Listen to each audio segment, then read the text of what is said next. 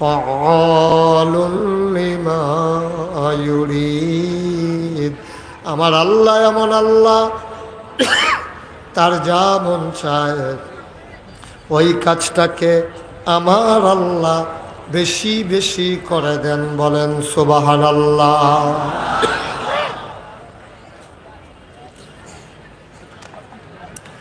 আল্লাহ দুনিয়ার মানুষের মতো না। দুনিয়ার মানুষ বলে একটা করে আরেকটা, ঠিক কিনা? দুনিয়ার মানুষ বিপদে পড়লে একরকম, বিপদ দূর হয়ে গেলে আরেক রকম, অসুখে পড়লে একরকম, ভালো হয়ে গেলে আরেক রকম, নির্বাচনে দাঁড়াইলে একরকম, পাশ করার পরে আরেক রকম, ঠিক কিনা? দুনিয়ার মানুষ বলে একটা করে আরেকটা, পালাই না পালাই না, 12টার পরে আর খুঁজে পাওয়া গেল না, ঠিক কিনা বলেন? দুনিয়ার মানুষ বলে একটা করে আরেকটা। মুসলমান মন দিয়ে শুনো, আমার আল্লাহ রাব্বুল আলামিন তিনি যা বলেন তিনি তাই করে দেন। তিনি কখনো ওয়াদার খেলাফ করেন না। তিনি নিজেই নিজের ব্যাপারে ওয়াজ করে দিলেন। আল্লাহ বলেন, ইন্নাকা লা তুখলিফুল মিআদ। আমার আল্লাহ এমন আল্লাহ, তিনি যা ওয়াদা করেন ওয়াদার খেলাফ করা আমার আল্লাহর জন্য শোভা পায় না, ঠিক কিনা? এই আল্লাহ আছেন নাকি নাই? ছিলেন নাকি ছিলেন না? থাকবেন নাকি থাকবেন না? আমার এই আল্লাহ কয়জন? জোরে কন, আর জোরে, মধুর সুরে, সবাই মিলে মন প্রাণ উজাড় করে গলা ছেড়ে দিয়ে মধুমাখা কণ্ঠে আকাশ বাতাস প্রকম্পিত করে, রাজধানীর জমিন কাঁপিয়ে দিয়ে রাতের নিস্তব্ধতা ছিন্ন ভিন্ন করে। চলো সবাই মিলে সমস্বরে আমার আল্লাহর একটা ডাক দেয়, আল্লাহ। ও প্রাণের আল্লাহ, খুঁজে খুঁজে দেখলাম, সব কিছুর মতো পাইলাম তুমি লাম ইয়ালিদ ওয়ালাম ইউলাদ ওয়ালাম ইয়াকুল্লাহু কুফুয়ান আহাদ। তিনি কারো থেকে জন্ম নেন নাই, কাউকে জন্ম দেন নাই। অবন্ধু, দুনিয়ায় পীরের মতো পীর হয়, নেতার মতো নেতা হয়, মন্ত্রীর মতো মন্ত্রী হয়, এমপির মতো এমপি হয়। আমার আল্লাহর কি মতো হয়? আমার আল্লাহর কি নমুনা হয়? আমার আল্লাহর কি ডুপ্লিকেট হয়? আমার আল্লাহর কি মডেল হয়? আমার এই আল্লাহ কয়জন? জোরে কন, আর জোরে। আমার আল্লাহ ওয়ালাম ইয়াকুল্লাহু কুফুয়ান আহাদ। তার মতো নাই, তার লয় নাই, তার ক্ষয় নাই, তার শুরু নাই, তার শেষ নাই, তার আদি নাই, তার অন্ত নাই, তার দিগন্ত নাই, তার ডেস্ট্রয় নাই। তিনি ছিলেন, তিনি আছেন, তিনি থাকবেন, তিনি কয়জন? চলো সবাই মিলে আবারও জানিয়ে দে, লা ইলাহা লা ইলাহা।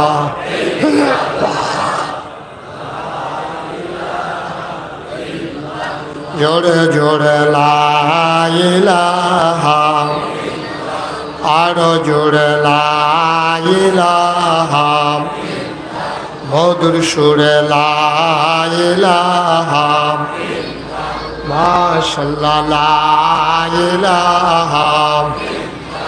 আসমান জমিন গায়রুল্লাহ, পাহাড় পর্বত গায়রুল্লাহ।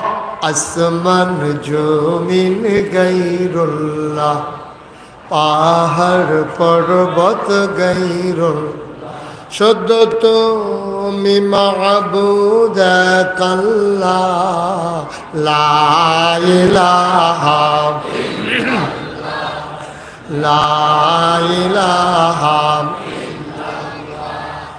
লা ইলাহা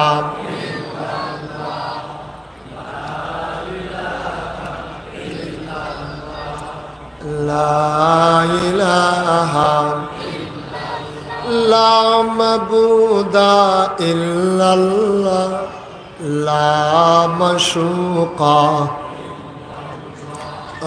লা মাওজুদা আলা মকসুদা জোরে জোরে লা ইলাহা আরো জোরে লা ইলাহা লা ইলাহা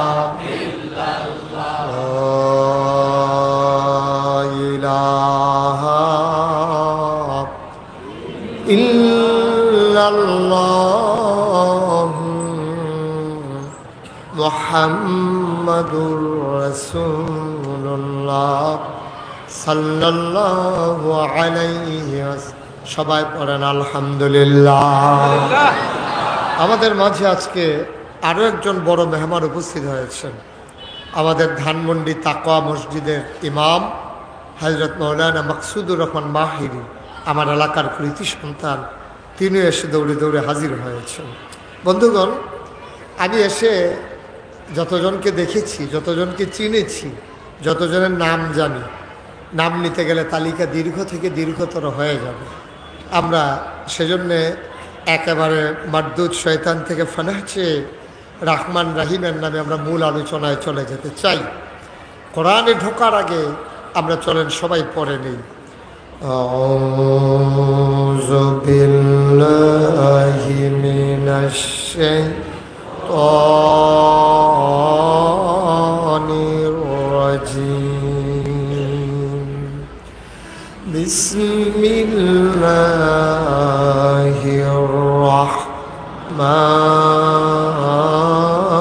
রাহমানির রাহিম। বিতাড়িত শয়তান থেকে ফানাহ চাই, যিনি রহিম, যিনি রহমান, তার নামে শুরু করছি। বন্ধুরা আমার, ভাইরা আমার, আমার আল্লাহ রাব্বুল আলামিন এই দুনিয়ার ভিতরে মানুষ করে বানানোর পরে আপনাকে আমাকে এমনে এমনে ছেড়ে দেন নাই। কোন পথে গেলে জান্নাত, কোন পথে গেলে জাহান্নাম, কোন পথে গেলে লাভ আর কোন পথে গেলে লোকসান, কোন পথে ভালো, কোন পথে মন্দ, কোন পথে কল্যাণ, কোন পথে অকল্যাণ, কোন পথে শিরক বিদআত, কোন পথে তাওহীদ রিসালাত, কোন পথে কুফর আর কোন পথে ইসলাম জানানোর জন্য যুগে যুগে মানুষদের মাঝ থেকে যাচাই করে বাছাই করে করুণা করে দয়া করে মায়া করে একদল উত্তম চরিত্রের মানুষ, যাদের জীবনে গুনাহ নাই, গুনাহ হওয়ার সম্ভাবনাও নাই, এমন একদল মানুষকে আমার আল্লাহ আমাদের জন্য নবী এবং রসুল করে পাঠাইছে। বলেন সুবহানাল্লাহ। লক্ষ লক্ষ নবী আল্লাহ পাঠিয়েছেন। এই নবীদেরকে আল্লাহ এক একটা অনন্য বৈশিষ্ট্য দিয়েছেন, স্পেশাল কোয়ালিটি দিয়েছেন। শরীয়তের ভাষায় যারে কয় মুআজ্জাজা, এমন একজন নবী পাবেন না যেই নবীরে আল্লাহ এক একটা বৈশিষ্ট্য দেন নাই। এক একজনকে এক একটা উপাধিও দিয়েছেন। যেমন আদামু সফিউল্লাহ, আদামু সফিউল্লাহ, আবুল বাশার, নূহ আদমের সানি, ইব্রাহিম খলিলুল্লাহ, ইসমাইল জবিউল্লাহ, মূসা কালিমুল্লাহ, ঈসা রূহুল্লাহ। সুলাইমান নবীরে দিলেন রাজত্ব, দাউদ নবীরে দিলেন সুন্দর কণ্ঠ, ইউসুফ নবীরে দিলেন সুন্দর চেহারা।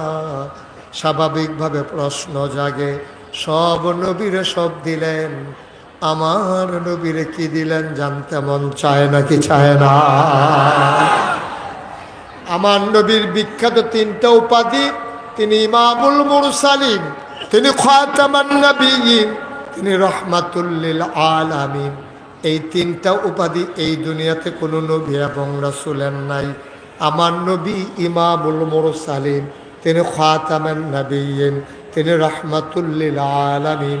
এই তিনটা উপাধি তার। আমরা যখন জানতে চাইলাম, সব নবীরে সব দিলেন, আমার নবীরে কি দিলেন?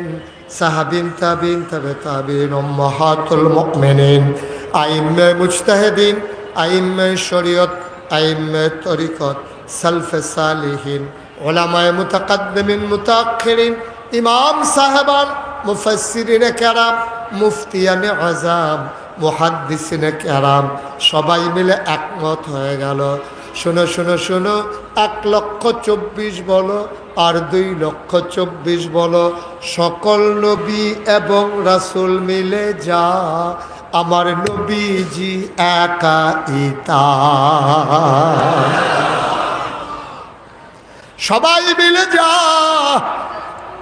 আমার নবীজি একাইতা। সুলাইমান নবীর রাজত্ব আমার নবীর আছে নাকি নাই? দাউদ নবীর সুন্দর কণ্ঠ আমার নবীর আছে নাকি নাই? ইউসুফ নবীর সুন্দর চেহারা আমার নবীর আছে নাকি নাই? মুসলমান, রাতের বেলা শান নামাজ পড়ে প্রচণ্ড গরমের মাঝে আমার নবী চলে গেলেন আম্মাজান আয়েশা রাদিয়াল্লাহু তাআলা আনহার হুজরায়। নবীজি ডেকে বললেন, আয়েশা, প্রচণ্ড ভ্যাপসা গরম, ও আয়েশা একটু স্বস্তির নিঃশ্বাস ফেলতে চাই, ঘরের আঙ্গিনায় খেজুর পাতার পাটি বিছাও। আম্মা জান আয়েশা পাটি বিছালেন, আসন পেতে বসলেন। আল্লাহর নবী আম্মাজানের কুলে মাথা রেখে শুয়ে পড়লেন। আর চতুর্দশী পূর্ণিমার চাঁদ আকাশে হাসে, ফকফকা জ্যোৎস্না, আমার নবী শুয়ে আছেন মায়ের কুলে। আমার আম্মা জান আয়েশা আলতো করে কপাল টিপে দেয়, চুলের মাঝে বিলি কেটে দেয়। দূরের এক সাহাবা নবীর সাথে দেখা করার জন্য এসেছেন। তিনি চমকে উঠলেন, তিনি থমকে দাঁড়ালেন, তিনি আশ্চর্যান্বিত হয়ে গেলেন। তিনি অবাক বিস্ময়ে তাকিয়ে দেখলেন, একটা চাঁদ আকাশে হাসে, আরেকটা চাঁদ আম্মাজান কুলের ভিতরে শুয়ে আছে। তিনি একবার আকাশের চাঁদের দিকে তাকায়, আর একবার আম্মাজান আয়েশার কুলের দিকে তাকায়। তিনি বুঝতে চায়, তিনি কিংকর্তব্য বিমূঢ় হয়ে গেলেন, সিদ্ধান্ত নিতে পারছিলেন না আকাশের চাঁদ সুন্দর নাকি আম্মাজান আয়েশার কুলের চাঁদ সুন্দর। বারবার, একবার আকাশে, একবার জমিনে, আরেকবার আকাশে, আবার জমিনে, বারবার তিনি তাকাইতেছিলেন কোন চাঁদটা সুন্দর। অবশেষে তিনি রায় দিয়ে দিলেন, আনমনে তিনি বলে উঠলেন, ও মাওলা, তুমি সাক্ষী থাকো, আমার মন সাক্ষী দিয়েছে, আকাশের চাঁদের চাইতে আমার মায়ের কোলে শোয়া আমার নবীজি আকাশের চাঁদের চাইতে আরো কোটি গুণ বেশি সুন্দর। বন্ধুরা আমার, ভাইরা আমার, এই নবীজি আল্লাহ তাবারক ওয়া তাআলা ১,৫০০ বছর আগে দুনিয়াতে পাঠিয়েছেন। এতেকালের ৮১ দিন আগে, নবী যেদিন এতেকাল করবেন আর ৮১ দিন আগে আল্লাহর নবী চলে গেলেন আরাফার ময়দানে, জাবাল রহমত পাহাড়ের কিনারে। যারা হজে গিয়েছেন সবার মোবাইলগুলো একটু দয়া করে রেখে দিতে হবে, একসাথে দুই কাজ হয় না। সবাই মোবাইলগুলো বন্ধ করে মাছের মতো নিষ্পলক নয়নে, খরগোশের মতো কান খাড়া করে কথা শুনতে হবে ইনশাআল্লাহ। ওই ছেলেটার মোবাইলটা বন্ধ করে দেন, মোবাইলটাই বন্ধ করে দেন, লাইট বন্ধ করার দরকার নেই। একসাথে দুই কাজ হয় না। আপনি যেহেতু ওয়াজ শুনতে এসেছেন, সবসময় তো আমাকে ইউটিউবেই দেখেছেন, ইউটিউবে আমরা দেখছেন, কে কে দেখি একটু হাত উঠান তো। ও মাশাআল্লাহ, আমি সারা দেখি সবাই দেখছে না। তো ইউটিউবে সবসময় দেখলেন, ইউটিউবে যেন দেখা না লাগে এই জন্য তো বের হয়ে আসলাম। তো আসার পরেও যদি ইউটিউবেই তাকাই দিচ্ছে, তাহলে আর আমি ভাবছি কী করতাম, আমি ভিতরে থাকতাম, এটাই ভালো আছে। আমিন বলেন, জোরে বলেন, আরো জোরে। মুসলমান, মন দিয়ে শোনো, গভীর মনোযোগ। যারা হজে গিয়েছেন তারা দেখেছেন আরাফার ময়দানে ছোট্ট একটা পাহাড় আছে, পাহাড়টার নাম জাবালে রহমত, রহমতের পাহাড়। আল্লাহর নবী বসে আছেন পাহাড়ের কিনারে পাদদেশে। গধূলি লগ্ন পরন্ত বিকেল, সূর্য ডোবো ডোবো প্রায়। আমার নবী বসে আছেন ওটের পিঠে, বলো সুবহানাল্লাহ। আলাদা নয়েজ যেন না হয়, মাইকটাকে আপনি ওভাবে করেন, বারবার ধরবেন না। আমি কিন্তু অনেক জায়গায় মাইকম্যান ফিসমোরা বান দিয়ে হটাই দিয়েছি, কারণ এরা থাকলে গুতাগুতি করবো। আমি মাইকম্যানরে জিজ্ঞেছি, কি রে তোরা মাইকের কাছে বইয়া বই এরকম করস খা, এটা তো সজাগ থাকে না, স্বপ্নেও বিলে মেয়েটা এইরকম করে ঘুমের ভিতরে। একবারে ফিক্সড করে দেন আওয়াজ, ইকোটা বন্ধ করে দেন, ইকো জিরো করে দেন, বেজ দেবেন না, শুধু মাইক স্মুথ করে আওয়াজটা দেন যেন মানুষ শুনতে মজা পায়। এখন বুস্টার দিয়ে রাখছেন না, বুস্টার বন্ধ করেন, বুস্টারও দেওয়ার দরকার না, শুধু আওয়াজটা দেন মধুর করে, ওই যে প্রতিধ্বনিতা হয়ে আসছে ওইটা যেন না হয়। আমিন কর, হয় নাই, ক্লিয়ার করেন। সবাই বলেন মারহাবা, জোরে, আরো জোরে। Okay fine, thank you. সবাই পড়েন আমিন। বন্ধুগণ, যে কথাটুকুন বলছিলাম, নবী বসে আছেন ওটের পিঠে, কথা মনে আছে? এন্তেকালের কতদিন আগে? কথা কয় না, কতদিন? সভাপতির মনে নাই, কয়দিন? 81 দিন। সবাই আপনার দিকে চাইয়া দিচ্ছে, কয় সভাপতি কথা কয় না, আমরা কথা কইয়ে কিলাম। কয়দিন আগে নবীজি বসে আছেন উটের পিঠে, গুধুলি লগ্ন, পরন্ত বিকেল, সূর্য ডুবু ডুবু প্রায়, সূর্যের সোনালি রোদটুকুন আমার নবীর চেহারা মুবারকে বাঁকা হয়ে পড়েছে। আমার নবী কি অসুন্দর না সুন্দর? কম না বেশি? প্রমাণ আছে নাকি নাই? সৌন্দর্যের বর্ণনা আপনারা সোশ্যাল মিডিয়াতে শুনেছেন না, আজকে নতুন করে আর শোনাতে চাই না। আমার নবী অনেক সুন্দর, তিনি মধ্যম আকৃতির ছিলেন, তিনি লম্বাও ছিলেন না, খাটো ছিলেন না, তার চুলগুলো ছিল ঘাড় পর্যন্ত প্রলম্বিত, হালকা হালকা কোঁকড়ানো। তিনি চুলের ভিতরে তৈল দিয়ে যখন আছড়াতেন, সাহাবারা অবাক বিস্ময়ে তাকিয়ে দেখতেন, মনে হতো চুলের মাঝে যেন মৃদুমন্দ ঢেউ দেখা যায়। নবীর কপালটা ছিল চওড়া, ভ্রুগুলো ছিল তার জোড়া ভ্রু, চোখের পাতাগুলো ছিল গোলাপের পাপড়ির মতো। তিনি কখনো বা যখন চোখের পলক ফেলতেন, চোখের পাতাটা যখন দুলে উঠত, মনে হইতো মৃদুমন্দ বাতাসে গোলাপি রঙের এক একটা গোলাপ পাপড়ি যেন দোল খাইতেছে। আমার নবীর চোখের দুইটা অংশ, একটা কালো একটা সাদা, সাদা অংশ ছিল রক্তিম আবু সাদা, কালো অংশ ছিল নবীর কৃষ্ণ কালো। নবীর নাকটা ছিল খাড়া, ছিদ্রগুলো ছিল ছোট ছোট, ঠোঁটগুলো ছিল নবীর গোলাপি রঙের, ঠোঁটের উপরে ছিল চুকেন সুরগুফ। তিনি কখনো বা যখন মুচকি হাসতেন, ঠোঁট দুইটা যখন একটু ফাঁক হতো, অবাক বিস্ময়ে মানুষ তাকাইয়া দেখত, মনে হইতো গোটা পৃথিবীতে যেন বিজলি চমকাইছে। 1 মাস পরে সাহাবা কয়, বাবা গ্রিন রোড দিয়ে আমার নবী কি হেঁটে গেছেন নাকি? 1 মাস পরে ওই গ্রিন রোডে, কলা বাগানের পাশের রোডে মানুষজন জানতে চায়, এই রুট দিয়ে আমার নবী হেঁটে গেছেন নাকি? কয় তুমি কেমন করে বুঝলা? 1 মাস আগে আমার নবী হেঁটে গেছেন। সাহাবা চোখের পানি ছেড়ে দিয়ে কয়, 1 মাস আগে আমার নবী রাস্তা দিয়ে হেঁটে গেছেন, আর আজকে আমি সাহাবা 1 মাস পরও রাস্তার মাঝে যেন নবীর গায়ের জান্নাতি গন্ধ পায়। নবী ভর দুপুরে ঘামতে ঘামতে যখন মায়েদের ঘরে যেতেন, কপালে মুক্তার দানার মতো ঘাম জমে যেত। মায়েরা বলতেন, গুস্তাকি মাফ কর দিজিয়ে, বেয়াদবি মাফ করবেন ইয়া রাসূলুল্লাহ, আপনি একটু চুপটি করে বসেন।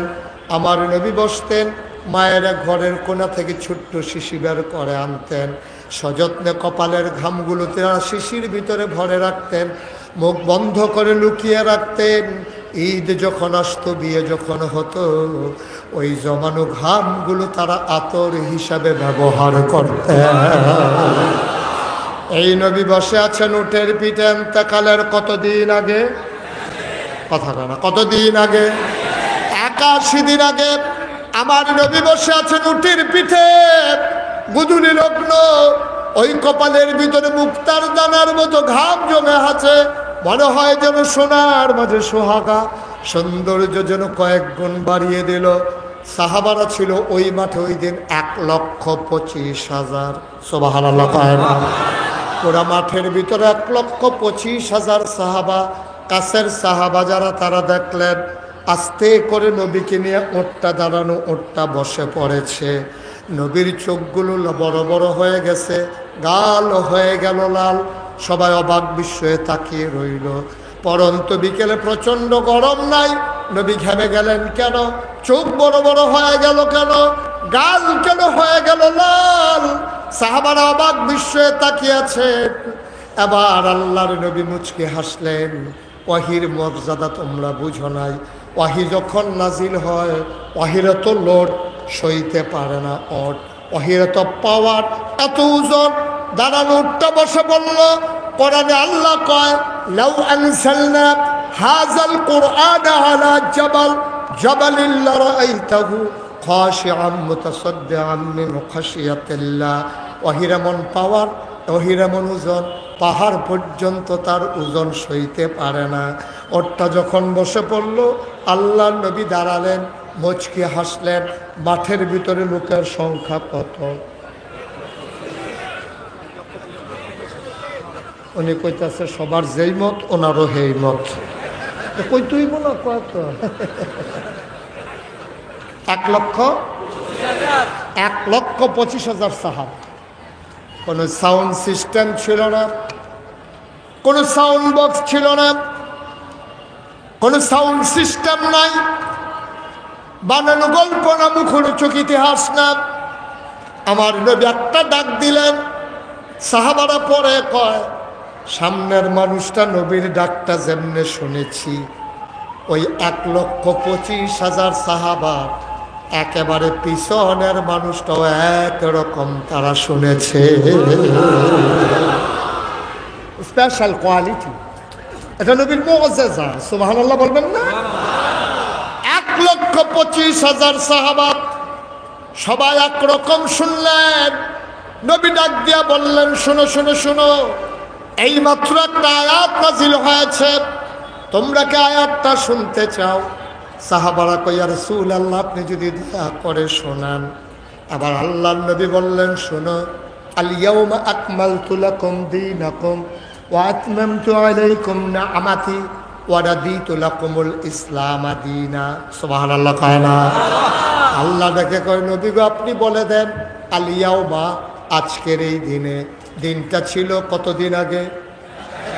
দিনটা ছিল ইয়াউমুল আরাফা, ইয়াউমুল জুমআ, দিনটা ছিল শুক্রবার, দিনটা ছিল জুমার দিন, দিনটা ছিল আরাফার দিন। ও মুসলমান, আল্লাহর নবী কয়, আল ইয়াউমা আকমালতু লাকুম, আজকের এই দিনে আমি আল্লাহ পরিপূর্ণ করে দিলাম তোমাদের জন্য দীনাকুম, তোমাদের ধর্ম, ওয়া আতমামতু আলাইকুম নি'মাতি, তোমাদের জন্য আমি নিয়ামত যথেষ্ট করে দিলাম, ওয়া রাদিতু লাকুমুল ইসলাম দীনা, আর তোমাদের জন্য মনোনীত একটা ধর্ম দিলাম, ধর্মের নাম হলো ইসলাম। বলো সুবহানাল্লাহ। বাচ্চাটা কি আওয়াজ করে? আপনারা কেউ শুনেন না? যে আওয়াজ করতেছে কেউ শুনেন না আপনারা? আমি এখান থেকে শুনে আপনি পাশ থেকে কি করতেছেন? আহা, খারাপ তো আসলে বেশি না, দুষ্ট খারাপ যেটাই বলেন, খারাপ কিন্তু সংখ্যা একেবারে কম। কিন্তু আমরা ভালো মানুষগুলো খারাপ দেখার পরে যে প্রতিবাদ করি না, এটাই হচ্ছে সবচেয়ে বড় ক্রাইসিস এই বাংলাদেশে। আর নাইলে এত খারাপের কিচ্ছু ছিল না। পৃথিবীর ইতিহাস আপনি পর্যালোচনা করে দেখেন, সভ্য পৃথিবী শুরু হওয়ার পরে সকল জায়গায় সকল দেশেই সরকারের বদল হয়, কিন্তু পৃথিবীর ইতিহাস খুঁজে পাওয়া যায় না যে একটা সরকারের পতনের পরে 330 জন মেম্বার অফ পার্লামেন্ট, আমলা কামলা, সচিব, ঊর্ধ্বতন কর্মকর্তা, ব্যবসায়ী নেতা, উপদেষ্টা আর যত ধরনের কর্মকর্তা, র্যাব, গোয়েন্দা, উপরের সবগুলো লোক একসাথে পালিয়ে গেছে। পৃথিবীর ইতিহাস নাই, ঠিক কিনা? একটাই কারণ, আমরা বারবার বলেছিলাম, এভাবে হয় না, এভাবে করে না, এভাবে করতে গেলে ভবিষ্যৎ ভালো হয় না। কথা শুনে না বলে সবাই চেয়েছিল পদত্যাগ, দফা এক দাবি এক, পদত্যাগ পদত্যাগ। যত আলেম, যত রাজনৈতিক নেতৃবৃন্দ, বৈষম্য বিরোধী ছাত্র আন্দোলন সবাই চেয়েছে পদত্যাগ। আল্লাহ বলছেন না, পদত্যাগে হবে না, দফা এক দাবি এক, দেশ ত্যাগ, দেশ ত্যাগ। ঠিক কিনা? এই খেলা কার? কথা কয় না কার? যতদিন বাংলাদেশের 18 কোটি মানুষ সাদাকে সাদা বলতে না পারবে, কালোকে কালো বলতে না পারবে, তেলকে তেল বলতে না পারবে, পানিকে পানি বলতে না পারবে, রাতকে রাত না বলতে পারবে, দিনকে দিন বলতে না পারবে, যতদিন পর্যন্ত অন্যায় আশ্রয় প্রশ্রয় দিয়ে তিল তিল করে লালন করবে, এই বাংলাদেশ বারবার রক্ত দেবে, বারবার জীবন দেবে। বাংলার সূর্যাকাশে, বাংলার ভাগ্যাকাশে কখনো রক্তিম সূর্য দেখা দেবে না যতদিন অন্যায়ের প্রতিবাদ করা না যাবে। ঠিক কিনা বলো? সুতরাং যেখানেই সমস্যা দেখবেন, সাথে এই যে এই সমস্যা কি, এই যে এটা কি কইয়া ডাক দেওয়া যাবে, এটা তো যাইব না। আসি বড় বিপদে, ওনারা ঘুরে জায়গায় যাইতে বলেন। এই যে কালা কালা চশমা, ওই দিকে আসেন। একটা লুক উঠবেন না, দোকানটা খুইলেও সারছি না, বাকি দেন। মাত্র ওয়াজ শুরু, মনে করেন না এত তাড়াতাড়ি সাইডে দিতেছে। মিনিমাম 3-4 ঘন্টা লাগার সম্ভাবনা আছে। এমন আছে ফজরের আজানও দিতে পারে। সভাপতির বোধহয় হুশ নাই, ওই যদি ফজরের আজান পর্যন্ত হ্যাঁ নেই তাহলে লাগে অফিসে যাবো কোন সময়। ইনশাআল্লাহ সবাই পড়ে আমিন, জোরে পড়ে আমিন। হেনির লোক তো, হেনির লোক, এই জন্য রাজি আছে আর কি। সবাই বলেন মারহাবা। যে কথাটুকুন বলছিলাম, আল্লাহ বলছেন আলিয়াউমা আকমালতু লাকুম দীনাকুম ওয়া আতমামতু আলাইকুম নি'মাতি ওয়া রাদিতু লাকুমুল ইসলাম দীনা। তাইলে আমরা সবাই একমত হয়ে যাই, আমাদের রব কে? আল্লাহ। দিন কি? নবী মুহাম্মদুর সাল্লাল্লাহু। এজন্য আমরা মাগরিবের পরে, ফজরের পরে ওজিফা আদায় করি, রাদিতু বিল্লাহি রাব্বাও ওয়া বিল ইসলামি দীনাও ওয়া বিমুহাম্মাদিন সাল্লাল্লাহু আলাইহি ওয়াসাল্লাম নাবিয়্যাও ওয়া রাসূলা সাল্লাল্লাহু। সবাই পড়েন আমিন। তাহলে দিন কি অপূর্ণ না পরিপূর্ণ? সবাই বলতে হবে, জবাব দিবেন পার্টিসিপেট মূলক। এখানে গিভ অ্যান্ড টেক, দেওয়া নেওয়া, চাওয়া পাওয়া, লেনদেন, আদান প্রদান। শুধু এক চেটে আমি ওয়াজ করবো, আপনি চুপ করে থাকেন, হবে না। আমি ওয়াজ দেব, আপনি সুবহানাল্লাহ দেবেন। আমি বলবো ঠিক কিনা, আপনি বলবেন ঠিক। তাইলে তো এই পার্টিসিপেট হয়ে গেল, অংশগ্রহণমূলক হয়ে গেল, গিভ অ্যান্ড টেক হয়ে গেল। লা ইন শাকারতুম লা আযীদান্নাকুম, নিয়ামত বাড়াই দেব, তবে শুকরিয়া আদায় করো। আমিও বলি ওয়াজ দেব, তবে সুবহানাল্লাহ বড় বড় করে বলো। বলেন সুবহানাল্লাহ। আল্লাহ যেন তৌফিক দান করে। সবাই করে আমিন। আওয়াজ কি আসতে হবে না জোরে হবে? বলিষ্ঠতার সাথে আওয়াজ হবে। আস্তে আওয়াজের দিন তো শেষ। আস্তে আওয়াজের দিন কি এখন আর আছে? এখন যার যত জোর আছে জোর দিতেই থাকবেন, আল্লাহ যা করে করবেন ইনশাআল্লাহ। আবার এই জোর ঘরে গিয়ে দেওয়ার দরকার নেই, যেখানে দরকার সেখানে আমিন কর। তাইলে প্রমাণ হয়ে গেল ইসলাম কি অপূর্ণ না পরিপূর্ণ? পরিপূর্ণ মানে তো ঢাকার মানুষ বুঝার কথা। আরো সহজ করে বুঝাই, এই যে বোতলটা আমি পানিটা নাড়তেছি, নড়ে, তাইলে বুঝা গেল এখানে এখনো একটু কম আছে। তাইলে একেবারে পরিপূর্ণ তাকমিল মানে কি? আমি মুখটা খোলার সাথে সাথে দেখবো সমান সমান। এই সমান সমান পানি থেকে আমি যদি এক ঢুক পানি খেয়ে ফেলি, তাইলে কি সমান থাকবে না কমে যাবে? সমান সমান পানির মাঝে আমি যদি এক কোষ পানি দিই, তাইলে কি সমান থাকবে না পড়ে যাবে? তাইলে হয় কমে যাবে, নাইলে পড়ে যাবে। সমান সমান মানে হচ্ছে আলিয়াউমা আকমালতু লাকুম, অর্থাৎ একেবারে সমান সমান, কমও নাই বেশিও। এটার নাম হচ্ছে ইসলাম। সুবহানাল্লাহ বলবেন না? জোরে বলবেন না সুবহানাল্লাহ? তাইলে আমরা যদি মনে করি ইসলাম মানে পরিপূর্ণ, এখন আজকে একবিংশ শতাব্দীর সূচনা লগ্নে গোটা বিশ্বকে যখন বলা হচ্ছে কম্পিউটারাইজড, গোটা বিশ্বকে যখন বলা হচ্ছে গ্লোবাল ভিলেজ, আমরা তখন দেখতে পাই কি আমার এই ইসলাম নিয়ে তামাশা শুরু হয়েছে। কেউ এটারে কমাইছে, কেউ এটারে বাড়াইছে। ঠিক কিনা বলেন? কেউ কমাইছে, কেউ বাড়াইছে। মনে রাখবা, এটারে কমানোও যাবে না, বাড়ানোও যাবে না।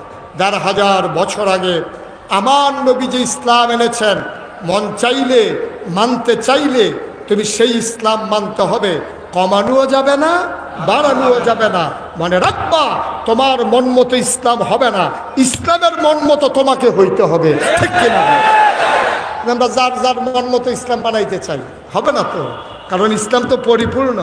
এখন ইসলামের সাথে কোনো কিছু মিশানোও যাবে না। আমি যার ঘরে বসে খাইলাম, কি নাম? রাকিব, আমার আদরের, আমার কলিজার টুকরা রাকিব। ওর ঘরে যখন আমি ঢুকলাম, মনে করেন আমি গিয়ে বললাম, রাকিব আমাকে তাড়াতাড়ি এক গ্লাস পানি দেন দেখি। তো রাকিব ভিতর বাড়িতে গেছে পানি আনার জন্য অন্দরমহলে। তার বেডরুমে যখন তার স্ত্রীর কাছে গেছে, তার স্ত্রী বলতেছে পানি নেন কার জন্য?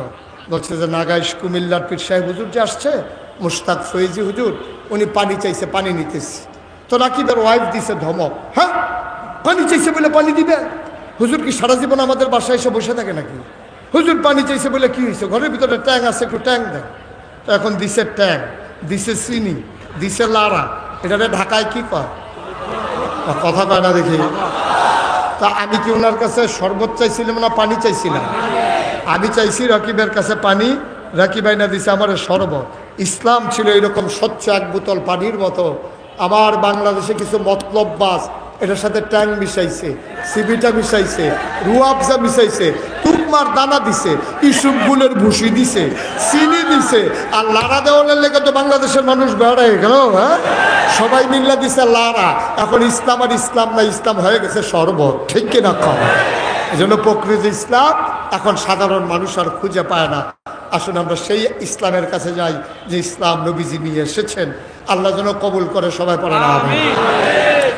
বন্ধুরা আমার, ভাইরা আমার, এই দিন বুঝার জন্য, দিন মানার জন্য, দিনের পথে চলার জন্য, আল্লাহকে পাওয়ার জন্য, আল্লাহর সন্তুষ্টি অর্জনের জন্য আল্লাহ তাবারক ওয়া তাআলা মানুষকে মহামূল্যবান তিনটা জিনিস দিয়েছেন। কয়টা? কথা কয় না, কয়টা? ওনারা জিজ্ঞাসা না কয়টা? কয়টা? কয়টা? মহামূল্যবান তিনটা জিনিস আল্লাহ দিয়েছেন। আমরা আজকে আলোচনা করব দিন বোঝার জন্য, দিন মানার জন্য, দিনের পথে চলার জন্য আল্লাহ মহামূল্যবান কোন তিনটা জিনিস দিলেন। এক নম্বরে হইল আকল, বোঝ, বিবেচনা, ভালো মন্দ বোঝার ক্ষমতা। এটা আল্লাহ মানুষকে দিয়েছেন, আর কাউকে দেন নাই। গরুর বড় বড় দুইটা চোখ আছে, তোমার আমার চাইতে বড় দুইটা কান আছে। আত্মরক্ষার জন্য দুইটা শিং আছে। ছোট্ট শিং মাছ, তারও আত্মরক্ষার জন্য তিনটা কাঁটা আছে। ছোট্ট ট্যাংরা মাছ, তারও তিনটা কাঁটা আছে। তুমি আশরাফুল মাখলুকাত মানুষ, তোমার গায়ের সাথে কোনো অস্ত্র ফিট করা নাই, তারপরেও তুমি আশরাফুল মাখলুকাত, তারপরেও তুমি সৃষ্টির সেরা। তুমি কেমন করে সৃষ্টির সেরা হলা? তোমাকে মহামূল্যবান একটা জিনিস দিয়েছেন, তার নাম হইল আকল। আকল যারা কাজে লাগাইছে ১৫০০ বছর আগে, তাদের ব্যাপারে কোরআনুল কারিমে আল্লাহ কত সুন্দর করে ওয়াজ করে দিলেন। আল্লাহ বলেন রাদিয়াল্লাহু আনহুম ওয়া রাদু আনহু, তাদের ব্যাপারে আল্লাহ খুশি, আল্লাহর ব্যাপারে তারা খুশি। ওরা কারা? আবু বকর, ওমর, ওসমান, আলী, তালহা, জুবাইর, আব্দুর রহমান ইবনে আউফ, সাদ ইবনে রবিয়া, আব্দুল্লাহ ইবনে আব্বাস, আব্দুল্লাহ ইবনে মাসউদ, ওই বড় বড় মানুষ যারা, তাদের ব্যাপারে আয়াত নাযিল হয়ে গেল রাদিয়াল্লাহু আনহুম ওয়া রাদু আনহু। তাদের ব্যাপারে আল্লাহ খুশি, আল্লাহর ব্যাপারে তারা খুশি, ঠিক কিনা? আরেক দল মানুষ হয়ে গেল এমন, আল্লাহ কয় ওয়ালাহুম কুলুবুল লা ইয়াফকাহুনা বিহা ওয়ালাহুম আয়ুনুল লা ইউবসিরুনা বিহা ওয়ালাহুম আযানুল লা ইয়াসমাউনা বিহা উলাইকা কাল আনআম বাল হুম আদাল। আল্লাহ কয় শোনো শোনো শোনো, দুনিয়ার ভিতর একদল মানুষ আছে এমন, ওয়ালাহুম কুলুবুল লা ইয়াফকাহুনা বিহা, তাদের মন আছে তারা বুঝে না। ওয়ালাহুম আয়ুনুল লা ইউবসিরুনা বিহা, তাদের চোখ আছে তারা দেখে না। ওয়ালাহুম আযানুল লা ইয়াসমাউনা বিহা, তাদের কান আছে তারা শুনে না। আমি বলি এটা আবার কেমন মানুষ? আল্লাহ কয় আমি কি বলছি নাকি মানুষ? উলাইকা কাল আনআম, ওরা হলো চতুষ্পদ জানোয়ারের মতো। আমি বলি আল্লাহ সে কি জানোয়ার? আল্লাহ কয় না বালহুম আদাল, এটা জানোয়ারের চাইতে আরো নিকৃষ্ট, ঠিক কিনা? সুন্দর দুইটা চোখ আছে, কান আছে, মুখ আছে, চোখ আছে। আগের দিনে কেমনে ভোট কাটা লাগবে এই বুদ্ধি আছে, সব তারে আল্লাহ দিছে, কিন্তু তার আকল নাই, সে ইসলাম বুঝে না। এরকম মানুষ আছে নাকি নাই? আপনাদের খোদ রাজধানীতে ঢাকা ইউনিভার্সিটিতে একটা ধরা খাইছিল কয়েক বছর আগে। ঢাকা ইউনিভার্সিটির এক প্রফেসর, এটা চারটিখানি কথা না, ঢাকা ইউনিভার্সিটিতে ছাত্র হিসেবে চান্স পাওয়া এটাই তো মারাত্মক বিষয়। আর উনি প্রফেসর, বিশাল জ্ঞানী মানুষ। এই ঢাকা ইউনিভার্সিটির প্রফেসর, সে অটো ড্রাইভার না, সে সিএনজি চালায় না, সে অনেক জ্ঞানী মানুষ। সেই লোকটা কি বলছে জানেন? যে এই দেশে শতকরা 92 জন লোক মুসলমান। এই দেশের ভিতরে ঢাকা রাজধানীতে শীততাপ নিয়ন্ত্রিত কক্ষে বসে পুলিশ পাহারায় ঢাকা ইউনিভার্সিটির প্রফেসর বলে দিয়েছে যেই সব মেয়েরা পর্দা করে, খুব খেয়াল করে, যেই সব মেয়েরা পর্দা করে, বোরকা পরে, হিজাব লাগায়, নেকাব পরে, ওই সব মেয়েরা কোনো একটা মহিলা মাদ্রাসায় ভর্তি হয়ে গেলেই হয়, এই সব মাদ্রাসা, এই মেয়েরা ঢাকা ইউনিভার্সিটিতে আসার দরকার নাই। আপনারা কি মানেন? কথা না মানেন? মনে করেন আমাদের ইমাম সাহেব হুজুরের মেয়ে মেধাবী, সে ভালো রেজাল্ট করেছে, গোল্ডেন A+ পেয়েছে ম্যাট্রিকে, ইন্টারমিডিয়েটে, সে ঢাকা ইউনিভার্সিটিতে চান্স পাইল। তো ইমাম সাহেব হুজুরের মেয়ে পর্দা করে, এই জন্য ঢাকা ইউনিভার্সিটিতে পড়তে পারবে না। কথা বলেন না কেন? পারবে না? ঢাকা ইউনিভার্সিটিতে পড়ার অধিকারী মেয়েটার নাই। যেহেতু পর্দা করে, ঢাকা ইউনিভার্সিটির প্রফেসর প্রকাশ্য দিবালোকে সেমিনার সিম্পোজিয়ামের নাম দিয়ে সবার সামনে বলেছে যারা পর্দা করে ঢাকা ইউনিভার্সিটিতে পড়ার দরকার নাই, কারণ পর্দা সেকেলে একটা পোশাক, তারা একেলেতে আছে, তারা অনেক দূরে গিয়ে গেছে, তারা সুন্দর করে পৃথিবীকে সাজিয়ে নিচ্ছে। সুতরাং এই জমানায় এসে এই বুরকা দিয়া হেজাব দিয়া মুখ ঢেকে রাখবে, তার ঢাকা ইউনিভার্সিটিতে পড়ার দরকার নাই। আমি বলেছি প্রফেসর তুমি জানো না ঢাকা ইউনিভার্সিটি যেই জমিনের উপরে হয়েছে এই জমিন মুসলমানের জমিন, ঠিক কিনা বলো? ঢাকা ইউনিভার্সিটি যাদের অর্থে হয়েছে ওরা মুসলমানের সন্তান। এই ঢাকা ইউনিভার্সিটির যাদের শিক্ষক, প্রফেসর, প্রভিসি, ডিন, ভিসি, তাদের যেই বেতন হয় আবার আপনার রক্তের টাকায় তাদের বেতন হয়, ঠিক কিনা বলো? সেই ঢাকা ইউনিভার্সিটিতে বসে বসে শতকরা 92 জন লোক মুসলমানের দেশে, যেই দেশের রাজধানীকেই বলা হয় মসজিদের শহর, যেই দেশে নেংটির বদলে হক্কানি পীর মাশায়েখেরা মানুষদেরকে লুঙ্গি পরা শিখিয়েছে, হরে নামের জায়গায় কলমা পড়তে শিখিয়েছে, শ্রীর বদলে মোহাম্মদ লিখতে শিখিয়েছে, আজানের পরে আশার নামাজ পড়ে, যেই দেশে দুরুদ পড়তে পড়তে মানুষ ঘুমোতে যায়, যেই দেশে ফজরের আজান পড়লে আবার ঘুম ভাঙে, সেই মুসলমানের দেশে রাজধানীতে শীততাপ নিয়ন্ত্রিত কক্ষে বসে পুলিশ পাহারায় ইসলামের ফরজ বিধান পর্দার বিরুদ্ধে কথা বলা সহজ, পারলে খোলা বাগানের জমিনে এসে বলো পিঠার চামড়া নিয়ে যাওয়া যাবে না।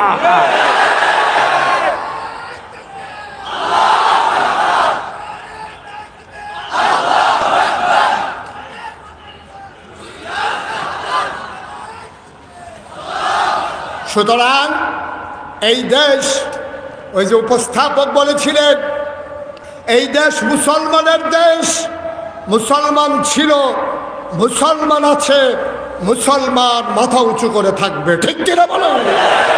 ইচ্ছে করলেই এটা কচুরি পানা না যে আপনি গরু লাগাইয়ে খাওয়াই ফেলবেন, এটা সমুদ্রের ফেনা না যে বাতাসের সাথে মিশে যাবে। মুসলমানের শিকড় 7 জমিনের নিচে, আর মুসলমানের ডালাপালা 7 আকাশের উপরে, ঠিক কিনা বলো? সুতরাং মুসলমানের দিকে চোখ রাঙ্গাইতে একটু হিসাব করে চোখ রাঙ্গানো লাগে। আমরা দেখেছি ভারতের মিডিয়াগুলো, social media, print media, electronics media, আমরা দেখেছি আজগবি তথ্যের মাধ্যমে সত্যকে গোপন করে মিথ্যার আশ্রয় নিয়ে ওই ভারতীয় হিন্দু সেই সরকার আছে, উগ্র হিন্দু সরকার, ওরা বাংলাদেশের ভিতরে বুঝাতে চায় বাংলাদেশের ভিতরে দাঙ্গা, বাংলাদেশের ভিতরে হিন্দুরা শান্তিতে নাই, বাংলাদেশের ভিতরে হিন্দুরা বড় নির্যাতনের মুখে আছে। আমি বলেছি 5ই আগস্টের পরে আমি মুশতাক ফয়েজি 6 তারিখে ডিসি সাহেবের সাথে মিটিং করেছি, কুমিল্লা এসপি সাহেবের সাথে কথা বলেছি, সদরের টিউনুর সাথে, ব্রাহ্মণপাড়ার টিউনুর সাথে কথা বলে আমরা এনশিওর করেছি যে কুমিল্লা শহরে আমরা বেঁচে থাকতে কোনো মন্দিরের দিকে কাউকে চোখ তুলেও তাকাতে দেব না, আমরা দেইও নাই। ঠিক কিনা বলেন? আমার মাদ্রাসার ছাত্রগুলো রাত জেগে জেগে মন্দিরগুলো পাহারা দিয়েছে, ফজরের নামাজ পড়ে নির্ঘুম রাত কাটিয়ে ওরা ঘরে ফিরে এসেছে। আমরা আর বদলা পেয়েছি। আমরা তোমাদের মন্দিরগুলো পাহারা দিলাম, তোমাদের দোকানগুলো পাহারা দিলাম, তোমাদের জীবনের নিরাপত্তা নিশ্চিত করলাম। আর প্রকাশ্য দিবালুকে চট্টগ্রামের আদালতে তোমরা হিন্দুরা, ইসকনের সদস্যরা, তোমরা দাদি কুপাইয়া আমার সাইফুল ইসলাম আলিফকে তোমরা হত্যা করো। ঠিক কিনা বলো? বিনিময় আমরা এটাই পেয়েছি। আর ওরা ওখান থেকে দাদাগিরি করতে আসে, বারবার চোখ রাঙ্গা, আমাদেরকে বারবার বুঝাইতে চায় ওরা বড় আমরা ছোট। আমি বলেছি 47 সালে আমরা ছোট ছিলাম, এখন আমরা যুবক হয়েছি, আমরা আঘাত আসলে পাল্টা আঘাত করতে জানি। ঠিক কিনা বলো? ইচ্ছে করলেই তো নিয়ে দেবা, এত সোজা না। বাংলাদেশের প্রতিটি মানুষ, আমাদের ভিতরে বিভিন্ন চিন্তা চেতনায় আমাদের ভিতরে সমস্যা থাকতে পারে, দ্বন্দ্ব থাকতে পারে, কিন্তু দেশের 1 ইঞ্চি জমিনের ব্যাপারে আমাদের মাঝে কোনো দ্বন্দ্ব নাই। ঠিক কিনা বলো? বাংলার মুসলমান প্রয়োজনে জীবন দেবে, 56,000 বর্গ মাইলের 1 ইঞ্চি জায়গাও ছেড়ে দেবে না। সবাই বলে না আমিন। বন্ধুগণ, যে কথাটুকুন বলছিলাম, 1,500 বছর আগে আল্লাহ নবী দিলেন আর মানুষকে 3টা জিনিস দিলেন। কয়টা? কথা কয় না, কয়টা? 1 নম্বরে আকল, বোঝ, বিবেচনা, ভালো মন্দ বোঝার ক্ষমতা। চোখ আছে, মুখ আছে, হাত আছে, পা আছে, নাক আছে, মুখ আছে, আকল নাই। তার কোনো দাম আছে? কথা কন, তার কোনো দাম আছে? তার কোনো দাম নেই। আমার বাসা কুমিল্লা শহরে, তো কুমিল্লা শহরের পাশে, আমার বাসার পাশে যেখানে মসজিদ, আমি ওখানে শহরে থাকলে নামাজ পড়তে যাই। ওই মসজিদের গেইটে কিছু ভিক্ষুক আছে। আমার এক বন্ধু একবার আমাকে ফোন দিয়ে বলতেছে, দোস্ত তোমার সাথে একটু জরুরি কথা আছে, আসতে চাই, কোথায় আসবো? আমি বললাম আমি মসজিদে চলে আসো, একসাথে জোহরের নামাজ পড়ি, তারপরে কথা বলি। জোহরের নামাজ পড়ে ওই ভিক্ষুক যে আছে, ওই ভিক্ষুকগুলোর ভিতরে একটা ভিক্ষুকের সাথে আমার খুব খাতির, তার ভালো মন্দ ইচ্ছা একটু দেখার চেষ্টা করি, যতটুকুন পারি সাহায্য করি। ও নিশ্চিত জানে আমি মসজিদে গেলে ওর হাতে কিছু না কিছু দেবই। তো আমার বন্ধু যখন আসতে, কথা বলতে বলতে আমি বের হয়ে যাচ্ছি, ওই ভিক্ষুককে যখন ক্রস করতেছি, আমার আর ভিক্ষুকের কথা মনে হয়। তো ভিক্ষুক তো আমার গলা শুনছে, ও চোখে দেখে না, অন্ধ। ও আমার ডাক দিয়ে বলতেছে, হুজুর চলে যেতেছেন? আমি আরে না, আইতে আসছি। আমি আবার ফিরে গিয়ে আমার ভিক্ষুকরে বললাম, আর আমার বন্ধুকে বললাম, বন্ধু এই লোকটার কিন্তু সাংঘাতিক আকল, কত চোখেই দেখে না, কিসের আকল? আমি বললাম এখনই দেখবা তার কেমন আকল। আমি তারে একটা 10 টাকার নোট আমি ভিক্ষুকের হাতে দিলাম, দিয়া বললাম যে আজকে তো আমার মন ভালো, আমার বন্ধু আসছে, এই জন্য তোমার 100 টাকার একটা নোট দিলাম। দিছি কত? বা কথা কয় না দেখি, বলছি কত? ও করছি কি, টাকাটা ধইরা কোনার ভিতরে কি জানি হাত দিয়া আমার দিকে তাকাইয়া কইতে আছে, শয়তানি করেন। আমি ওই কি শয়তানি? 10 টিক্কা। আমার চোখে পানি চলে আসছে। আমি আমার বন্ধুকে বললাম, ও বন্ধু, এই মানুষটা তার স্ত্রীকে কোনোদিন দেখে নাই। তার স্ত্রীর সামনে দিয়ে হেঁটে গেলে সে বলতে পারে না, তার জন্ম দেওয়া বাচ্চাকে সে চিনে না, তার বিবিকেও সে দেখলে চিনে না, কথা বললে চিনে। যে মানুষটা তার বিবি চিনে না, যে মানুষটা তার সন্তান চিনে না, আল্লাহ তার এমন আকল দিছে, টাকা ধইলেই বলে দিতে পারে 10 টাকা না 100 টাকা, ঠিক কিনা? এটার নাম হচ্ছে আকল। এই আকলের দাম কম না বেশি? কথা কয় না, কম না বেশি?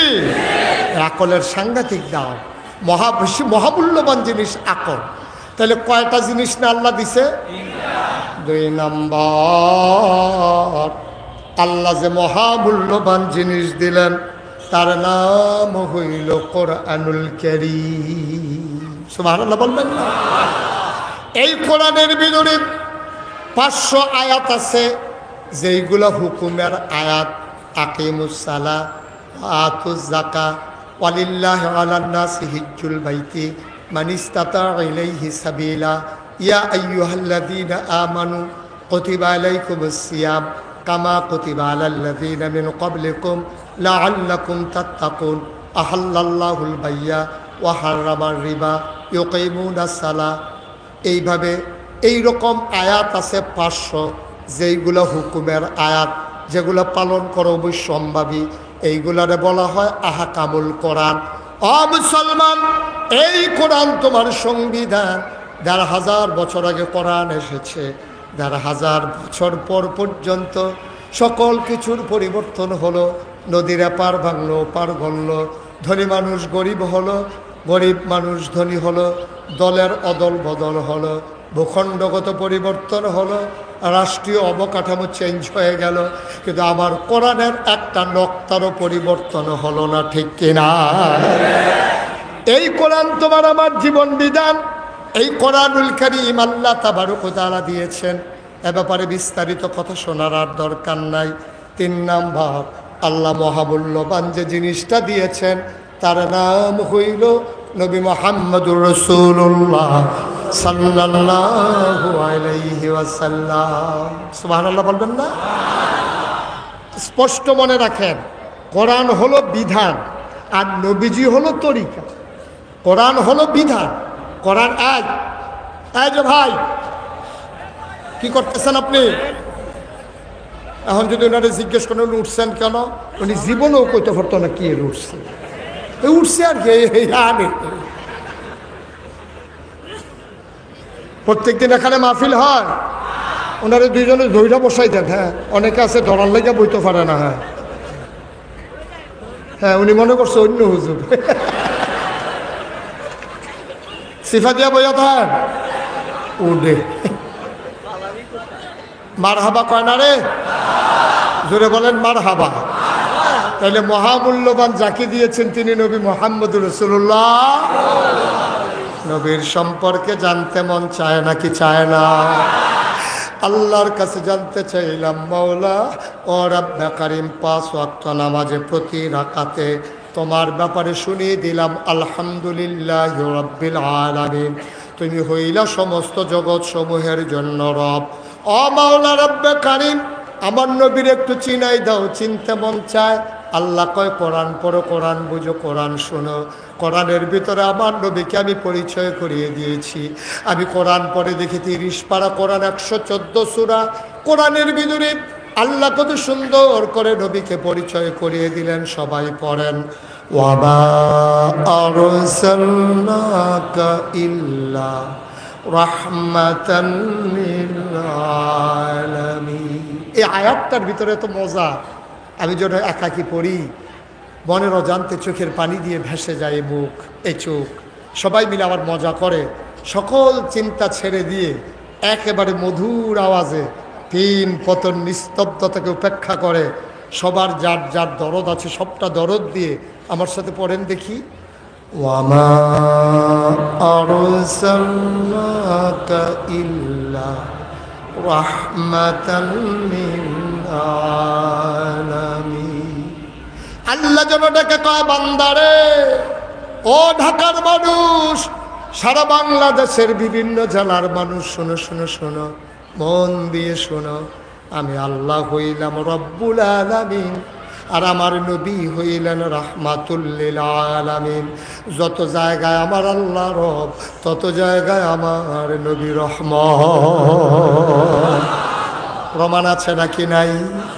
কোরআনুল কারীমে আরো সুন্দর করে আল্লাহ ওয়াজ করে দিলেন, ফাবিমা রাহমাতিন মিনাল্লাহ ফাবিমা রাহমাতিন মিনাল্লাহি লিনতা লাহুম ওয়ালাউ কুনতা ফাযযান গালিযাল কলব লানফাদ্দু মিন হাওলিক فاعف عنهم واستغفر لهم وشاورهم في الأمر فإذا عزمت فتوكل على الله إن الله يحب المتوكلين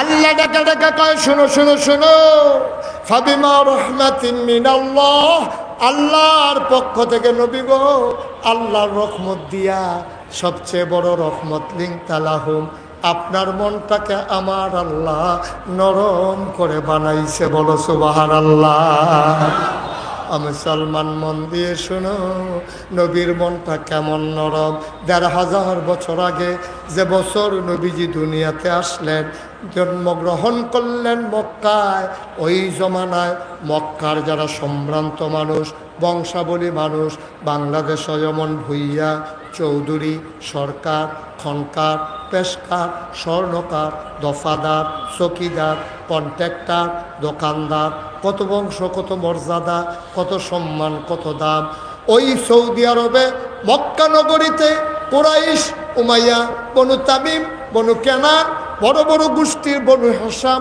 বড় বড় বংশের মানুষ যারা তাদের একটা রেওয়াজ ছিল বংশীয় ঐতিহ্যগত ধারা ছিল তারা নিজের মায়ের দুধ বাচ্চাদেরকে খাওয়াইতেন না খুব খেয়াল করে শুনতে হবে আমরা মূল ওয়াজের ভিতরে চলে আসছি একেবারে চিকন কথা এসে পড়তে আসি গভীর মনোযোগ আছে তো সবার কোনো সমস্যা নাই তো ইনশাআল্লাহ সাহসিকতার সাথে এগিয়ে যাওয়া যাবে ইনশাআল্লাহ কাফাকাফি বন্ধ কথা তো আরেকটা মনে করছে এটা কইলাম কইলে আর আইনা নাই না মার হাবা কয় না রে পরীক্ষার হলে যে ছাত্র গেছে পরীক্ষা দিত তো পরীক্ষা দিতে গিয়া বৈশা বৈশা কাঁপতে আসে তো ফ্লোর হইলো ফাঁকা বেঞ্চ হইলো কাঠের এখন কাঠের বেঞ্চে বৈশা ফ্লোরের ভিতরে পাকার ভিতরে যখন কাঁপতে আসে তো বেঞ্চ তো লড়ে ঠট করে আওয়াজ হইতে আছে হ্যাট স্যার আওয়াজ শূন্য দৌড়াইয়া গেছে গিয়ে দেখে কাঁপতে আসে স্যারে কয় কাঁপো কেন কয় স্যার কাঁপি না স্যার করিটা কি তোমার কাঁপার আওয়াজ শূন্য আমি এলাম তুমি কেউ কাঁপতেছো না কয় স্যার কাঁপি না স্যার করিটা কি তুমি না কাঁপতে আসো এখনো কয় জি না স্যার কারণ তোমার কত অত কাফে কয় স্যার কাফের কি দেখছেন স্যার এমনি কাফনের পরে আবার কাফা দেহার বাহির হইছে হ্যাঁ করছে কি কাফা থামানোর জন্য সামনের বেঞ্চে হাত রাইখা নিচের বেঞ্চে শক্ত করে বইছে এখন বোয়ারটাও কাফে ধরারটাও কাফে স্যার করে বিপদে পড়ে গেলাম দেখি এটারে লইয়া তো আরেক জ্বালায় না দেখি আরে তুমি কি শুরু করছো কয় স্যার কাফি না স্যার সাড়ে না তোমার দুইটাই তো কাঁপতে আছে কয় স্যার কাফা তো এখনো শুরু হয়েছে না স্যার কয় কাফা শুরু হইব কোন সময় কয় স্যার প্রশ্নটা হাত দিলে না দেখবেন কাফা কারে কয় আমরা কি কাফাকাফি শুরু হইতে আছে নাকি কাফার জায়গায় আইতে আছে পরে কাটতেন ধৈর্য ধরে শক্ত হইয়া বসেন যারা বেশি কাফার সমস্যা আছে তারা বাসের লোকে দৌড়া বইয়ের মার হাবা কয় না তো জোরে আর জোরে তৎকালীন জামানায় মক্কার মায়েরা বাচ্চাদেরকে বুকের দুধ কথা মনে আছে নাকি বাচ্চাদেরকে বুকের দুধ ওনারা খাওয়াইতেন না এরা একটা মর্যাদার প্রতীক মনে করতেন মক্কার পাশের শহর তায়েফ কিয়েভ মক্কার পাশের শহর তায়েফ থেকে একদল মহিলা আসতো মহিলারা আইসা টাকার বিনিময়ে বাচ্চাগুলা নিয়ে যাইতো 2-2.5 বছর দুধ খাওয়াইয়া টাকার বিনিময়ে আবার ফেরত দিয়া যাইতো সুবহানাল্লাহ বলবেন না মক্কার বাচ্চারা প্রতি বছর একবার কথা বললেন না আমিন কর জুড়ে কর আর জুড়ে এখন তায়েফ থেকে কথা মনে আছে তো নাকি তায়েফ থেকে মনে বুঝার জন্য বলতেছি এই জায়গার নাম তো কলাবাগান তা আমাদের উত্তর পাশে আছে ফার্ম গেটের এই পাশে আছে গ্রিন রুট তারপরে জিঞ্জিরা হোটেল তারপরে ল্যাবেড হইয়া নাকি পপুলার হইয়া গ্রিন লাইফ হইয়া আমাদের এখানে আসে একটু তো বুঝেন না কথা করা বুঝেন তো মনে করেন আমরা এটা হইলো মক্কা কলাবাগান হইলো মক্কা আর তায়েফ মনে করেন ফার্ম গেট এর দূর কি বুঝছেন এখন ফার্ম গেট থেকে লোকজন আসতেছে কলাবাগান বাচ্চা নেওয়ার জন্য তায়েফ থেকে আসতেছে মক্কা। তায়েফ থেকে যখন রওনা করছে একদল মহিলা, কিছু দূর আসার পরে একজন মহিলা হারাই গেছে, নাই। একজন মহিলা চিৎকার করে বলতেছে, এই একজন তো নাই। কয় কে নাই? তা আমার সাথেই তো ছিল। আরে নাম কও। ওনার নাম হালিমা। সুবহানাল্লাহ বলবেন না? ফার্ম গেট থেকে রওনা দিয়ে আইসা ওই যে এই বসুন্ধরার দিকে যে রাস্তার মোড়টা গেছে, এটা কি মোড় কয়? পান্থপথ মোড়। এই পান্থপথ মোড় আসার পরে, ফার্ম গেট থেকে পান্থপথ মোড়ে আসার পরে একজন বলতেছে নাই। কয় কে নাই? আমার সাথেই তো ছিল। কারে কি না? তো আমার ওনার নাম হালিমা। সুবহানাল্লাহ বলবেন না? তো সবাই পান্থপথ মোড় থেকে উত্তর দিকে ফার্ম গেটের দিকে তাকাই রয়েছে যে দেখি হালিমা আসে কি না, আসলে সবাই একসাথে যাব। তো অনেকক্ষণ দাঁড়াই থাকার পরে যখন হালিমা আসে না, তো সবাই মন্তব্য করতেছে, হালিমা তো গরিব মানুষ, ওটটা তার দুর্বল, আবার উটের উপরে উঠছে 3 জন। কয়জন হুজুর? কয়জন? 3 জন।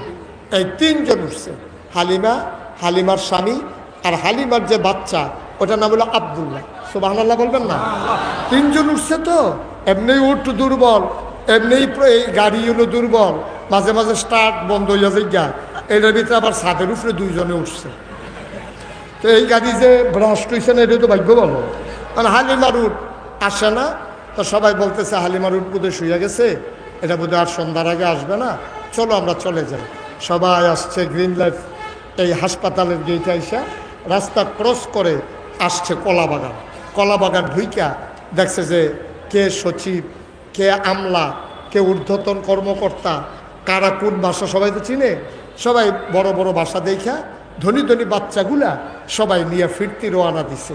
সবাই ফিরা যখন আপনার ওই পান্থপথ মুড়ে গেছে, সবাই যাইতেছে, দেখে যে হালিমা আসতেছে। সুবহানাল্লাহ কয় না? সবাই সবাই হালিমা ক্রস করছে কই? পান্থপথ মুড়ে। তা হালিমা দেখে সবার কুলের ভিতরে বাচ্চা, ওয়া ওয়া, কান্দে না কান্দে না, এরকম বাচ্চা সবাই। হালিমা জিজ্ঞেস করেছে, কি গো তোমরা কি সবাই বাচ্চা নিয়ে চলে আসছো? তোমার জন্য বসে থাকবো? আমরা তো তোমার জন্য অনেকক্ষণ অপেক্ষা করছি, তুমি আসো না, এই জন্য আমরা বাচ্চা নিয়ে আসছি। হালিমা ডাক দিয়া কয়, ওই কলা বাগানে কি আর একটাও বাচ্চা নাই? সব বাচ্চা নিয়ে এসেছো নাকি? বান্ধবীরা কয়, একটা বাচ্চা আছে, বাচ্চাটার বাপ নাই, বাচ্চাটা ইয়াতীম, নাম তার মোহাম্মদ। একটা মাত্র বাচ্চা আছে, আনলে আনতে পারো, বাবা নাই। হালিমার স্বামীর মনটা ছিল নরম, হালিমা ছিল একটু হিসাবী মহিলা। হালিমার স্বামী কয়, চলো পান্থপথ মোড় থেকে কলা বাগান আর কত দূর, চলো যাই, বাচ্চাটা নিয়ে আসি, ভাগ্যে বোধ এটাই আল্লাহ রেখেছেন। হালিমা কয়, না না, আমরা আনবই তো 2টা টাকার জন্য, যেহেতু বাচ্চার বাপ নাই, গরিব মানুষ, এই বছর আমরা বাচ্চা আনবো না, চলেন চলে যাই। হালিমা খারাপ মহিলা ছিল না, হালিমা একটু হিসাবী মহিলা ছিল, বাস্তববাদী মহিলা ছিল। কিন্তু বাংলাদেশে অনেক খারাপ মহিলাও আছে, আছে নাকি নাই? দাউদকান্দি মাহফিল করে মজা আছে। আপনারা তো এত লোকের ভিতরে আওয়াজ পাইতেছি না। দাউদকান্দি লোকজনের যদি একটু আওয়াজ করেন, কিছু না কইলেও আওয়াজ করেন, হ্যাঁ আওয়াজ করে আমার মজা আছে। তো এই দাউদকান্দি যখন এক মাহফিলে কইছি, অনেক মহিলা আছে খুব অসভ্য খারাপ, এক বুড়া বেড়া লাভ দিয়া তারা হুজুর আমরা গড়ই আছে। হুদুর আপনি এটা কইতেন গেছেন কেন? আপনি গড় খারাপ আছে কেউ জানে নাকি? হুজুর আর ভিতরে আম কতক্ষণ, বসাম কয় বছর, তাই আমার আংড়া বানাই নিছে। তাই এরকম অসভ্য আছে নাকি না? নাউজুবিল্লাহ বলবেন না? জোরে বলবেন না? আহারে মানুষ, আহারে মানুষ। আর আগ গাইলাম না, রাজধানী তো কোন দিক দিয়ে কোন বিপদ হয়। মারহাবা কন, জোরে কন মারহাবা। হালিমাতুস সাদিয়া স্বামী আর ছেলে আব্দুল্লাহ অক্কমতে বসলেন, কলা বাগান আসবেন, যে বাচ্চারা আছে ধনী হোক আর গরিব হোক নিয়ে যাবেন। তিনি ঢুকলেন, এসে দেখেন মোহাম্মদিয়া মাদ্রাসা মসজিদ, ইমাম সাহেব দাঁড়াই রয়েছে রাস্তার উপরে। হালিমার জামাই এসে ইমাম সাহেব রেপাইয়া কয়, হুজুর আপনার বাড়ি কই? কয় বাড়ি কই জিজ্ঞেস করে লাভ নাই, 25 বছর ধরে এই জায়গায় থাকি, সব বাসা চিনি, দাওয়াত খাইয়া তামা তামা করে লাইছি। কি লাগবো হিসাব দেন? কয় হিসাব বেশি কিচ্ছু না।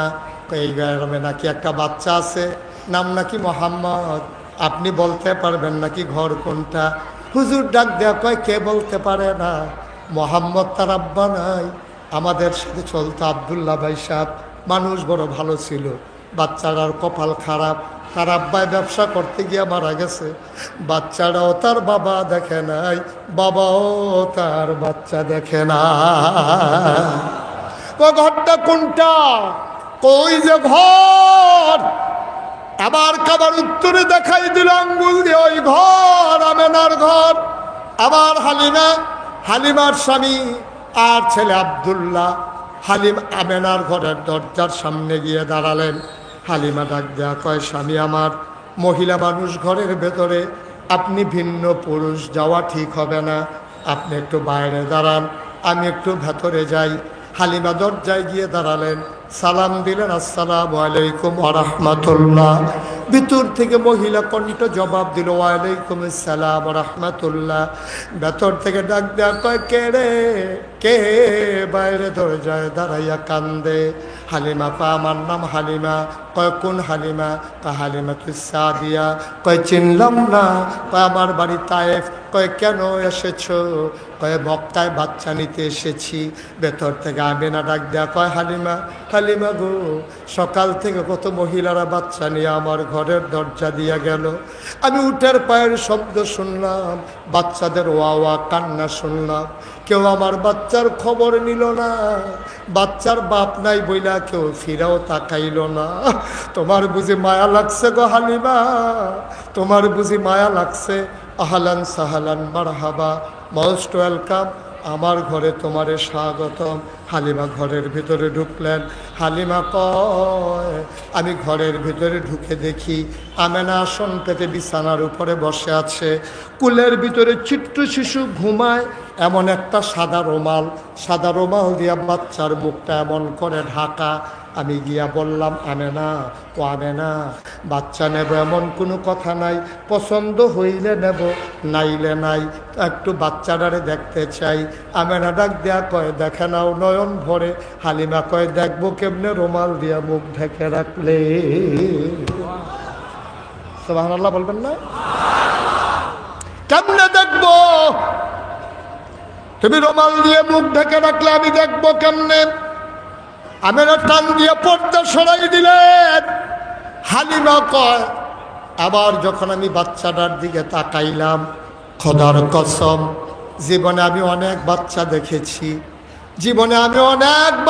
দেখেছি, পৃথিবীর মানুষ তোমরা সাক্ষী থাকো, এমন সুন্দর বাচ্চা আমি হালিমার জীবনে আর একটাও দেখি না। মুফাসসিরিনে কেরাম, মুহাদ্দিসিনে কেরাম, কবি সাহিত্যিক, ঐতিহাসিক সবাই মিলে কয়, হালিমা কথা বলতে সাবধানে বইল, তুমি এমন সুন্দর বাচ্চা দেখো নাই, দেখবা কেমনে গো হালিমা? এর চাইতে সুন্দর করে আমার আল্লাহ আর কাউকে বানায় না।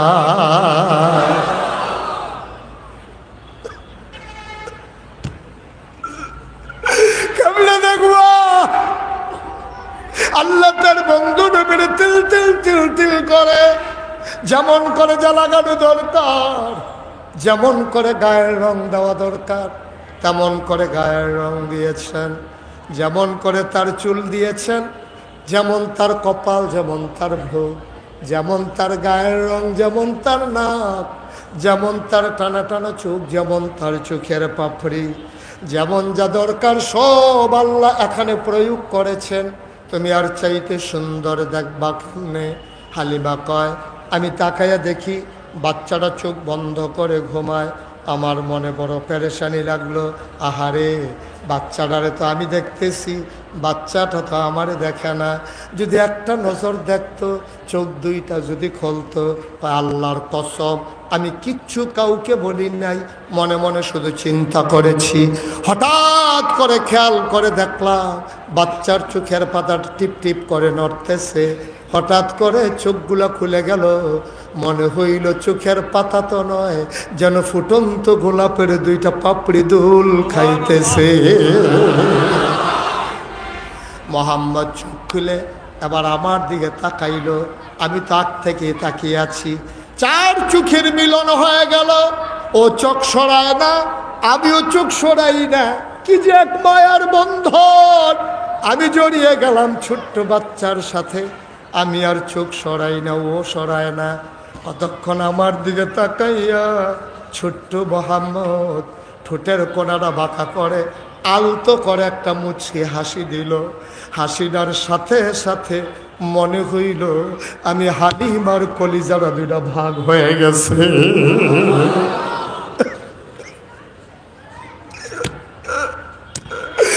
আমি সইতে পারলাম না,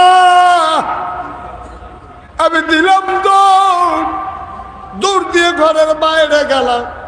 স্বামীকে ডেকে বললাম, স্বামী গো, ও স্বামী, ওরা পারলে টাকা দেবে না, পারলে নাই, টাকার কোনো হিসাব নাই।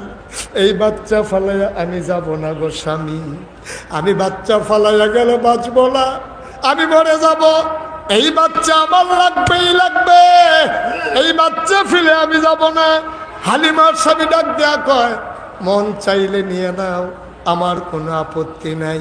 হালিমা ঘরের ভেতরে গেলেন, ডাক দেয়া কয়, আমি না, পারলে টাকা দিও, না পারলে নাই। টাকার কোনো হিসাব নাই গো আমি না, তোমার স্বামী নাই, টাকা দেবে কোত্থেকে, দয়া করে বাচ্চারা দাও। আমেনা ডাক দেয়া কয়, হালিমা, এই বাচ্চা যে নেবা এইটা কিন্তু একটা আজব বাচ্চা। কয়, বুঝলাম না, কেমন আজব বাচ্চা? হালিমা ডাক দেয়া, আমেনা ডাক দেয়া কয়, হালিমা গো, 10 মাস 10 দিন সে আমার পেটে ছিল। সন্তান যখন পেটে আসে মায়েদের বমি বমি ভাব হয়, খাইতে পারে না, মাথা ঘোরায়, রাতের বেলা ঘুম আসে না। কিন্তু আমার মোহাম্মদ যে পেটে ছিল 10 মাস 10 দিন, আমি টেরই পাই নাই বাচ্চা আছে নাকি না।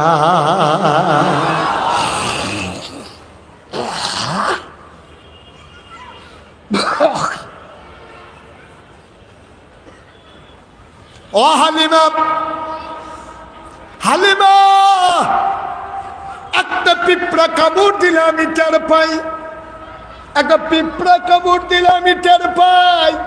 খোদার কসম, মোহাম্মদ যখন দুনিয়াতে আসবে, দুনিয়াতে যখন এসে গেল, একটা পিঁপড়ার কামড়ের মতো আমি টের পাই নাই। হালিমা, হালিমা, হালিমা গো, এই বাচ্চাটা বড় আজব বাচ্চা গো হালিমা, এটা বড় সাংঘাতিক আজব বাচ্চা। ও হালিমা, হালিমা গো, এই বাচ্চাটা খিদা লাগলেও কাঁদে না, খানা খাওয়াইলেও কোনো কান্নাকাটি নাই, খাওয়াইলে যেমন না খাওয়াইলেও তেমন। এটা একটা আজব বাচ্চা, নিয়ম করে করে টাইম মতো খাওয়ানো লাগবে, নাইলে এই বাচ্চা 3 দিন না খাইলেও কান্দে না। কোনো দিন কাঁদতে দেখি নাই। এই বাচ্চা আমার বিরক্ত করে না, ঘুম যখন পাড়াই দেই ঘুমাই থাকে, নড়াচড়া করে না। শুনো শুনো শুনো, এই বাচ্চারা আমি ঘুম পাড়াইয়া হাম্মামে ওয়াশরুমে ঢুকলাম গোসল করার জন্যে। আমি গায়ে পানি ঢেলে দিলাম, বাচ্চা আমার ঘুমায়, আমি নিশ্চিন্ত, আমার মোহাম্মদ নড়াচড়া করবে না। গায়ে যখন পানি ঢেলে দিলাম, রুমের ভিতরে আওয়াজ শুনলাম কি যেন নড়াচড়া করে। অন্তরে ভয় ঢুকে গেল, মায়ের মন বড় ভয়, অন্তরে দুরু দুরু মন। আমার টেনশনে পড়ে গেলাম, মোহাম্মদের কোনো বিপদ হলো নাকি। জানালা খুলে উকি মেরে তাকাইয়া দেখি আমি আমার মোহাম্মদকে একটা কাগজের খেলনাও কিনা দিতে পারি নাই। এটা নিয়ে আমার বড় দুঃখ। বাচ্চাদের জন্য মায়েরা বাবারা কত খেলনা আনে, তার বাবাই তো নাই, সে খেলনা আনবে কে? আমি তো মহিলা মানুষ, আমার মোহাম্মদকে আমি একটা কাগজের ফুলও কিনে দিতে পারি নাই। আমার বড় বড় দুঃখ, যাদের টুকরা সন্তান তার একটা খেলনা কিনা দিতে পারলাম না। যখন শুনলাম নড়াচড়া করে, জানালা খুলে তাকাইয়া দেখি আমার মোহাম্মদ হাত পাগুলা ছুটতেছে, খিলখিল করে হাসতেছে। ওপরের দিকে তাকাইয়া দেখি আমি মোহাম্মদকে খেলনা কিন্না দিতে পারি নাই, আমার আল্লাহ তারে খেলনার বাকি রাখে নাই। আকাশের চাঁদ আর তারাগুলা খেলনা বানাইয়া মোহাম্মদের হাতের নাগালে পাঠাই দিছে। হাত দিয়া ধরতে যায়, খিলখিল করে হাসে। ও হালিমা, হালিমা, এই বাচ্চা বড় আজব বাচ্চা গো হালিমা, নাও নাও নাও, তোমার কাছে আমানত। হালিমা হাত বাড়ালেন, আমিনা বিসমিল্লাহ বলে নবীকে কুলে উঠাই দিলেন। হালিমা কয়, পৃথিবীর মানুষ শোনো, আমার শরীরটা ছিল দুর্বল, আমার বুকগুলা ছিল শুকনা, বুকের মাঝে একটা ফোঁটা দুধও ছিল না। আমার ছেলে, কি নাম?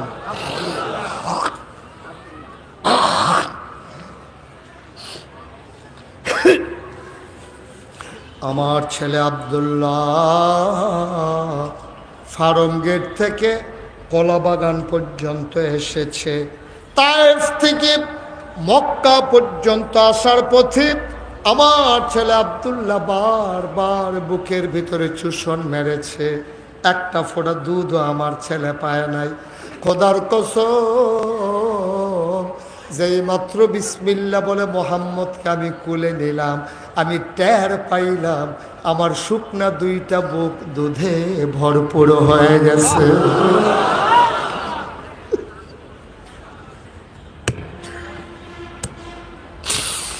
আমি তাড়াতাড়ি করে ঘরের বাইরে গেলাম। ঘরের বাইরে যাওয়ার পরে মোহাম্মদকে আমার এক বুকে লাগাইলাম।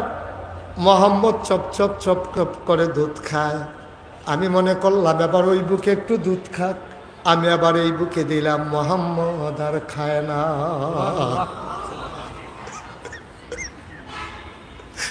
আমি কত চেষ্টা করলাম দুই বুক থেকে তার একটু একটু দুধ খাওয়াই, কিন্তু এক বুকে সে খায়, আরেক বুকে খায় না।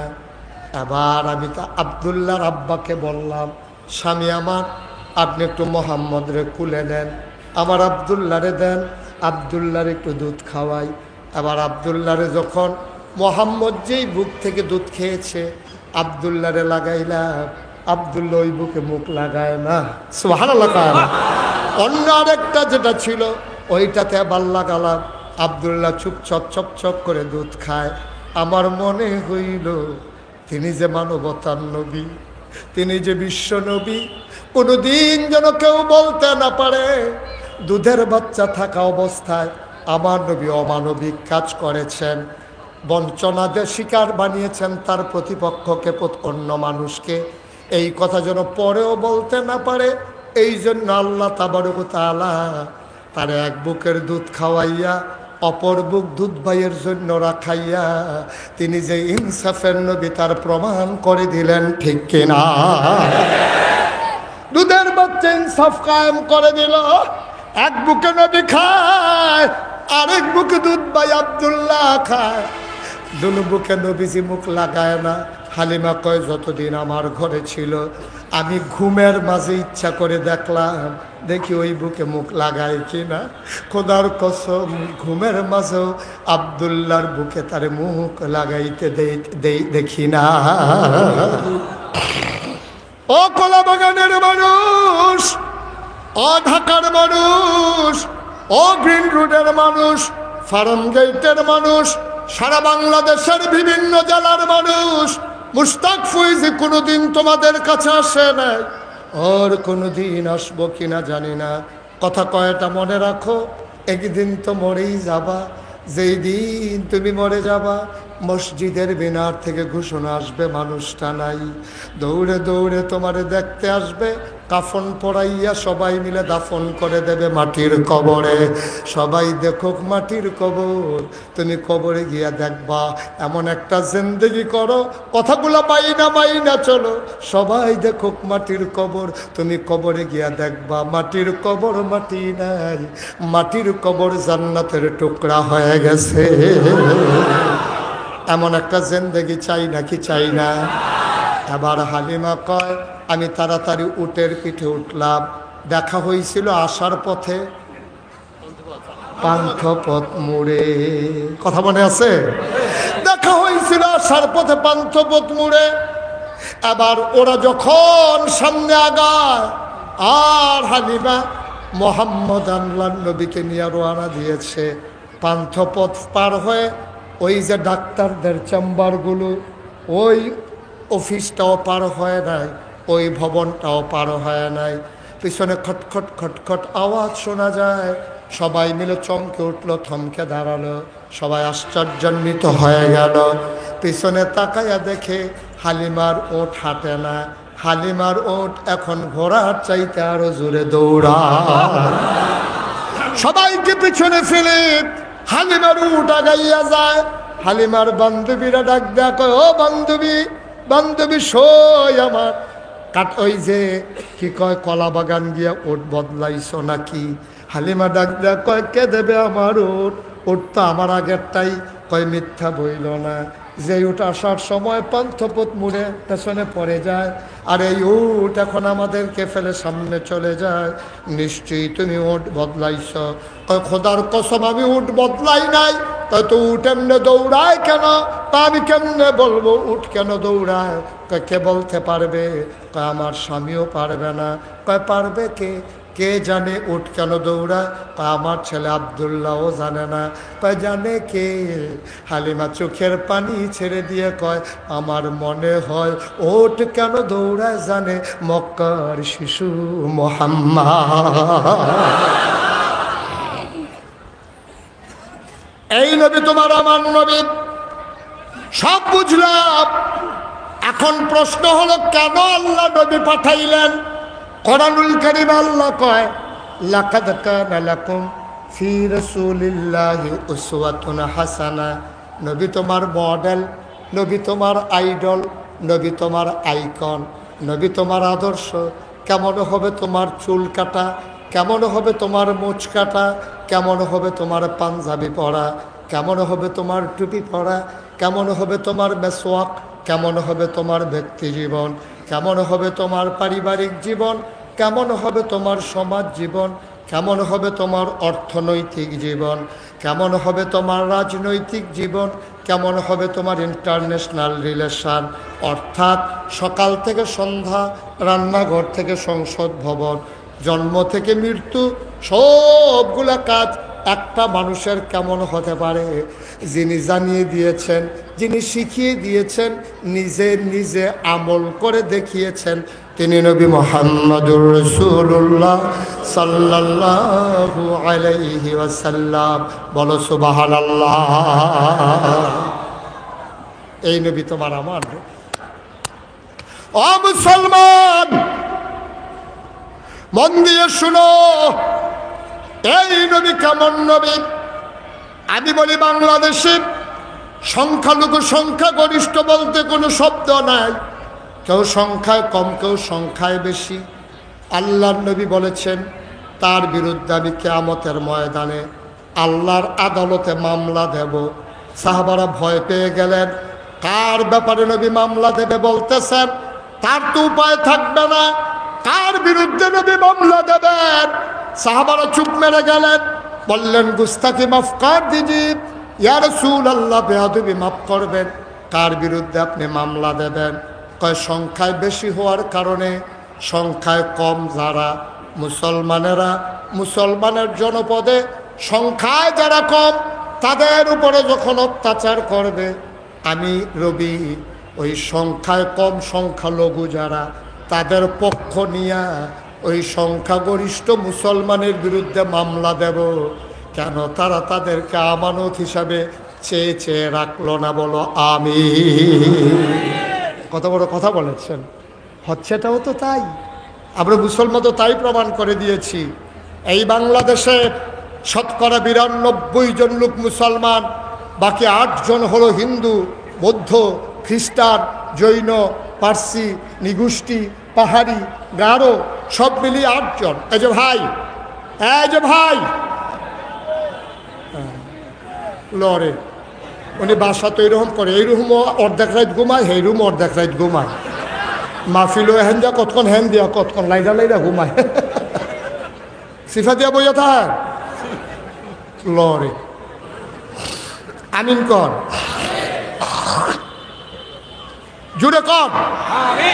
যেই কথাটুকুন বলছিলাম, আমরা বাংলাদেশে তো তাই করেছি। শতকরা 92 জন লোক মুসলমান। আমরা কখনো তাদেরকে আমাদের কখনো রাজনৈতিক হাতিয়ার আমরা বানাই নাই, কখনো তাদের উপরে নির্যাতন করি নাই। কিন্তু যখনই তারা সন্ত্রাসীর ভূমিকায় গিয়েছে, তখন সংখ্যালঘুর ভ্যাট ধরে তারা গোটা বিশ্বের কাছে প্রমাণ করতে চেয়েছে বাংলাদেশে সাম্প্রদায়িক সম্প্রীতি নাই। ঠিক কিনা বলেন? আরো সহজ করে বলি, মনে করেন আপনাদের এই মসজিদের ইমাম সাহেবকে কই, হুজুরে কই আছে? এখানে নাই। আচ্ছা, মনে করেন উনি আপনি এক মসজিদের ইমাম, কি নাম আপনার? তানিম হাসান। মনে করেন তানিম হাসান ভাইয়ের 4 জনে মারতে আসছে। কয়জন? কথা করা কয়জন? 4 জন লোক মিলে তানিম হাসান ভাইরে মারতে আসছে। তো আমরা তো দেখতেছি, আমরা সবাই আছি। ওনারে যখন মারতে আসছে 4 জন, তখন আমরা কি বসে থাকবো না? ওদেরকে ফিরাইয়া ধরবো? যখন ওনারে মারতে আসছে, তখন আমরা সবাই মিল্লা গিয়া ধরছি ওই 4টারে ধৈর্য যখন পিটা শুরু করছি, একটা চিল্লাইতেছে আর কইতেছে আমি এতিম, আমি এতিম, আমি কি। এখন সবাই মিল্লা কইতেছে নাগাইশের পিসা হুজুর এত ভালো মানুষ, হ্যাঁ কলা বাগান মাঠের ভিতরে ফেলাইয়া এতিম বাচ্চাটারে ফিডাইয়া কি কারবার করলো? সে কি এতিম হিসাবে মার খাইছে না সন্ত্রাসী হিসাবে মার খাইছে? সে তো এতিম হিসাবে, এতিমখানার থেকে ধৈর্য তো আমরা অন্য মারি নাই। সে যখন হাসান ভাইয়ের মারতে আসছে, তখন আমরা ফিরাইছি। ফিরানোর কারণে ওই সন্ত্রাসীর ভিতরে কে এতিম ছিল, কে হিন্দু ছিল, এটা আমাদের দেখার বিষয় ছিল না। তখন এই 4 জন কোন গোষ্ঠীর, কোন দলের, কোন এলাকার, বাড়ি কোথায়, কোনো কিছু আমাদের যাচাইয়ের সম্ভাবনা সুযোগ ছিল না, কারণ ওরা তখন সন্ত্রাসী। ঠিক কিনা কর? এই বাংলাদেশেও যখন তোমরা সন্ত্রাসীর ভূমিকায় আসো, তোমরা যখন সন্ত্রাস করতে চাও, তখন মুসলমানেরা যখন প্রতিহত করে আইন শৃঙ্খলা রক্ষাকারী বাহিনী যখন তাদেরকে অ্যারেস্ট করে, চিন্ময় দাস তাকে হিন্দু হিসাবে ধরা হয় নাই, তাকে ধরা হয়েছে রাষ্ট্রদ্রোহী হিসাবে। ঠিক কিনা বলো? তুমি রাষ্ট্রদ্রোহী কাজ করবা, তুমি হিন্দু হওয়াতে ধরা যাবে না। এই আইন পাইছো কই? তোমার দেশে, তোমার বাবার দেশে, তোমার দাদার দেশে ফ্রিজ চেক করে ওই ফ্রিজের ভিতরে গুস্ত খাওয়ার পরে আমার মুসলমানকে পিটিয়ে হত্যা করা হয়েছে। ঠিক কি বলো? আমরা তো তাও করি নাই। তোমরা সন্ত্রাস করতে আসবা, তোমাদের বিরুদ্ধে মামলা হলে সারা বিশ্ব থেকে প্রতিবাদ আসবে যে হিন্দুরা শান্তিতে নাই। আমি বলি কত আরেকটা মনে পড়ছে, কইলাম ওই এক ভালো মানুষের বাড়িতে বেড়াইতে গেছে এক ছেলে। ছেলের বয়স হলো 15, মালিক হলো হাজি সাহেব। হাজি সাহেব 5 ওয়াক্ত নামাজ মসজিদে গিয়ে পড়ে, ফলাফাইন নামাজ না পড়লে ফিডা। কারণ হাজি সাহেব ওই ফলাফাইনে মেহমান ফাইয়া সকালবেলা দিছে ঘুম ল্যাপ মুড়ি দিয়া। আবার হাজি সাহেব নামাজ পড়ে আসে দেখে সবগুলো ঘুমায়। এখন সবগুলো যখন ঘুমাইতেছে, হাজি সাহেব ল্যাফের উপরে দিয়া ফিডা শুরু করছে। এখন ফিডা যখন শুরু হয়েছে, নিজের ফলাফাইন যেমন খায়, মেহমানে খায় নাকি খায় না? অনফিটা তো মেহমানেও খায়, ফুতেও খায়। মেহমানে ছিলেন দেখো মেহমান মেহমান। হাজি সাহেব কি মেহমান ফিডে না বেনামাজি ফিডে? কথা কয় না। হাজি সাহেব কি না বেনামাজি মেহমান মারে না বেনামাজিরে মারে? হাজি সাহেব মেহমান পিটায় না। এখন যদি তুমি জিনজিরে হোটেলে বইয়া বইয়া ফুড়ি খাওয়ার কও যে হাজি সাহেব এত ভালো মানুষ, মেহমানরে ফিটটা তুষ করে লাইছে, হাজি সাহেব মেহমান পিটায় নাই, হাজি সাহেব বেনামাজিকে পিটাইছে। বাংলাদেশের পুলিশ, বাংলাদেশের র্যাব, বাংলাদেশের সরকার কোনো চিন্ময় দাস হিন্দুকে ধরে নাই, সন্ত্রাসীকে ধরেছে। ঠিক কিনা বলো? বাংলাদেশে সবার জায়গা আছে, সন্ত্রাসীর জায়গা নাই। ঠিক কিনা বলো? তুমি যেই হও, সন্ত্রাসীকে প্রশ্রয় দেওয়ার দিন আর নাই। অনেক হয়েছে, এতবার দুধ দিয়া খায়, অনেক খেলছ, খেলার দিন শেষ। মসজিদের মিম্বারগুলো থেকে কোরআনের কথা বলার কারণে তোমরা ইমাম সাহেবকে আগামী শুক্রবার আগে ছুটি দিয়ে বিদায় করে দিয়েছ। মঞ্চ থেকে ওলামায়ে কেরাম ওয়াজ করার সময় তোমরা আলেমকে বেয়াজ্জতি করে মাইকগুলো কেড়ে নিয়েছ। মনে রাখবা, আঘাত আসবে তো পাল্টা আঘাত হবে। ঠিক কিনা? সমানে সমান, 50-50। এখন আর একচেটিয়া খেলা হবে না। যারা এখনো তো শেষ হয়েছে না, ঠিক যারা বলছিল খেলা হবে, খেলা শুরুর আগেই তারা ফালাই গেছে। ঠিক কিনা? কতবার করে খেলা হবে খেলা হবে, ওর ফলাফলে খেলতো নেমে হাতে নাই। বেটা তামাশা মনে করছো না? মনে রাখবা, যে মানুষ জীবন দিতে শিখেছে তাকে আর মৃত্যুর ভয় দেখাইয়া লাভ নাই। যেইতে গাঞ্জা খায় তারে বিড়ির ডোর দেখাইয়া লাভ নাই, তারে বিড়িয়ে ধরে না। ঠিক কিনা কও? গাঞ্জা খাওয়া অন্য বেটারে বিড়ি দেখাইয়া লাভ কি? তারে তো গাঞ্জা ধরে না, টিকটিকি খায়। গাঞ্জা খাওয়া অন্য বেটারে বিড়ির ডোর দেখায়। বেড়া আমার আবু সাইদ, পৃথিবীর একটা ইতিহাস তালাশ করে দেখো, এইভাবে বন্দুকের সামনে শিরা টান টান করে দেওয়ার মতো আমার আবু সাইদের মতো একটা যুবকও খুঁজে পাবা না। আমার মুগ্ধ পানি পানি করতে করতে পিপাসার্থ মানুষগুলোকে পানি পান করাতে করাতে রাজপথে ঢলে পড়েছে। এই যুবক বাংলা ছাড়া কোথাও হয় না। ঠিক কিনা বলো? যেই যুবকেরা পুলিশের সামনে সিনা টান টান করে দাঁড়াতে পারে, এই যুবকদেরকে তোমরা দাদা বাবুরা ভয় দেখাও। তোমাদের মনে নাই? তোমাদের মনে নাই? আমরা তোমাদের সীমান্ত এলাকায় আমার বিডিআর জওয়ানেরা যখন সোজা হয়ে দাঁড়িয়েছে, তোমরা পালাইয়া বেঁচেছ, লাশ পড়েছিল সীমান্তে। ঠিক কিনা বলো? শুধু পররাষ্ট্র নীতির কারণে, নতজন নীতির কারণে আমার ফেলানির লাশ তোমরা কাঁটাতারে ঝুলিয়েছ। মনে রাখবা, যেদিন গেছে একেবারেই গেছে। ফেলানির রক্ত বৃথা যেতে দেওয়া হবে না ইনশাআল্লাহ।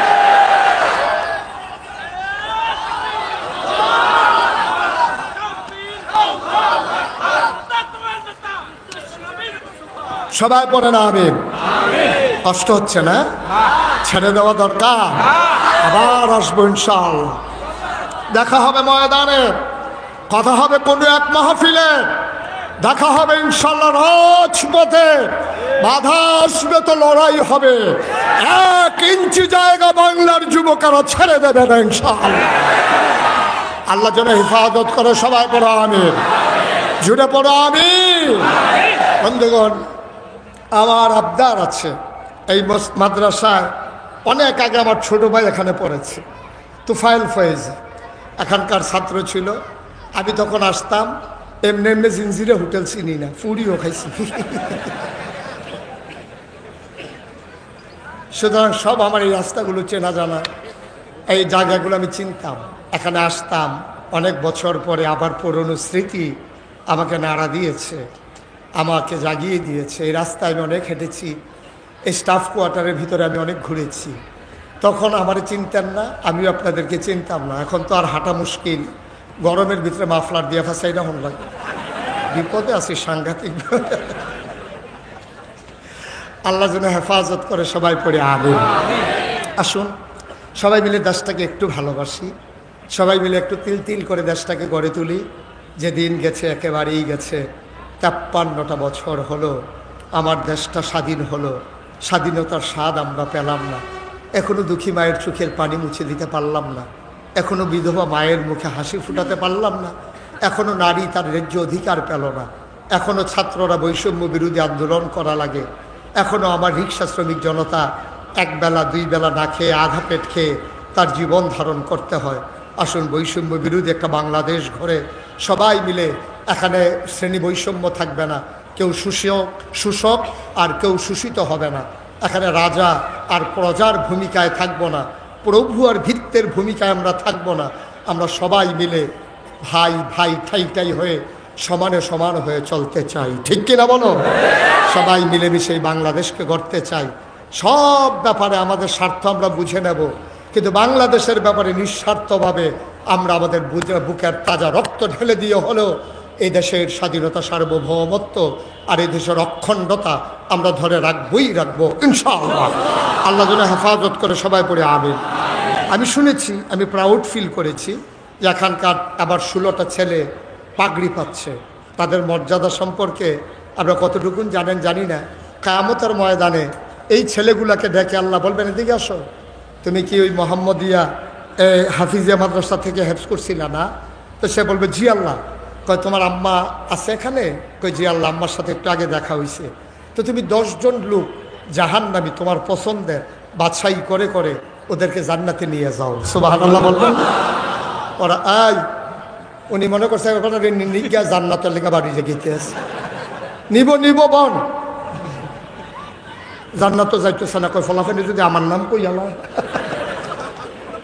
তো কইলে তো জান্নাতের কথাই কইবে, আপনার সমস্যা কি? সবাই বসেন, আমিন কর। আবার গেল ছেলেদের পালা, যারা হাফেজ হয়েছে। হাফেজের বাবা রিক্সা চালায় কোনো মতে ওই যে বলছে যে অনেকগুলো অসহায় ছেলে, ওরা লেখাপড়া করতে কেমনে করাবে? মা বাড়িতে ঝিয়ের কাজ করে, বাবা রিক্সা চালায়।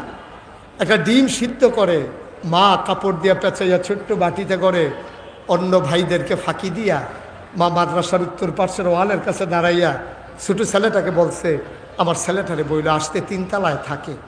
ছেলেটা গিয়ে বলছে, এই তোর আম্মাই তোরে ডাকে। গেছে পরে মা দাঁড়াইয়া আঁচলের নিচে রাইখা পট করে ডিমটা খাইয়ে একটু পানি খেয়ে চলে যাও। সুবহানাল্লাহ বলবেন না? এই যে বাবা রিক্সা চালাইয়া ছেলেটাকে হাফেজ বানালো, তার কি হবে? আল্লাহর নবী কয়, কিয়ামতের ময়দানে রিক্সাওয়ালা তখন উঠবে, অবাক বিশ্বে সবাই তাকাইয়া দেখবে তার মাথার উপর একটা নূরের টুপি, গোটা যা ওই হাসরের ময়দানটা চমকাইতেছে। ভারতীয় উপমহাদেশের বাদশাহ শাহজাহান, ওনার ছেলের নাম বাদশাহ জাহাঙ্গীর। ওনাকে বলতো জিন্দা পীর। টুপি সেলাই করে সংসার নির্বাহ করতেন। কোরআন শরীফ লেখে লেখে বিক্রি করে হাদিয়া পাইয়া সংসার চালাইতেন। ওনার ছেলে হাফেজ হয়ে গেছে, বাদশাহ জাহাঙ্গীরের ছেলে। ছেলের হাতে ধইরা দাদার কাছে নিয়ে গেছে বাদশাহ শাহজাহান। বাদশাহ শাহজাহান কয়, জাহাঙ্গীর এরা কে? আব্বা আমার ছেলে, আপনার নাতি হাফেজ হইছে। আবার বাদশাহ শাহজাহান কাঁদতেছেন, আব্বা আপনার নাতি হাফেজ হয়েছে, আপনি কি খুশি হন নাই? খুশি হয়েছি, তবে তোমার সাথে একটু হিংসা লাগবে আছে। আব্বা বুঝলাম না, কিসের হিংসা? আল্লাহর নবী বলেছেন হাফেজের মাথা, বাবার মাথায় নূরের টুপি থাকবে। তুমি তো হাফেজের বাবা, তোমার মাথায় তো নূরের টুপি থাকবে। আমি বাদশাহ শাহজাহান, আমার একটা ছেলেও তো হাফেজ বানাইতে পারি নাই, আমার মাথায় তো নূরের টুপি হবে না।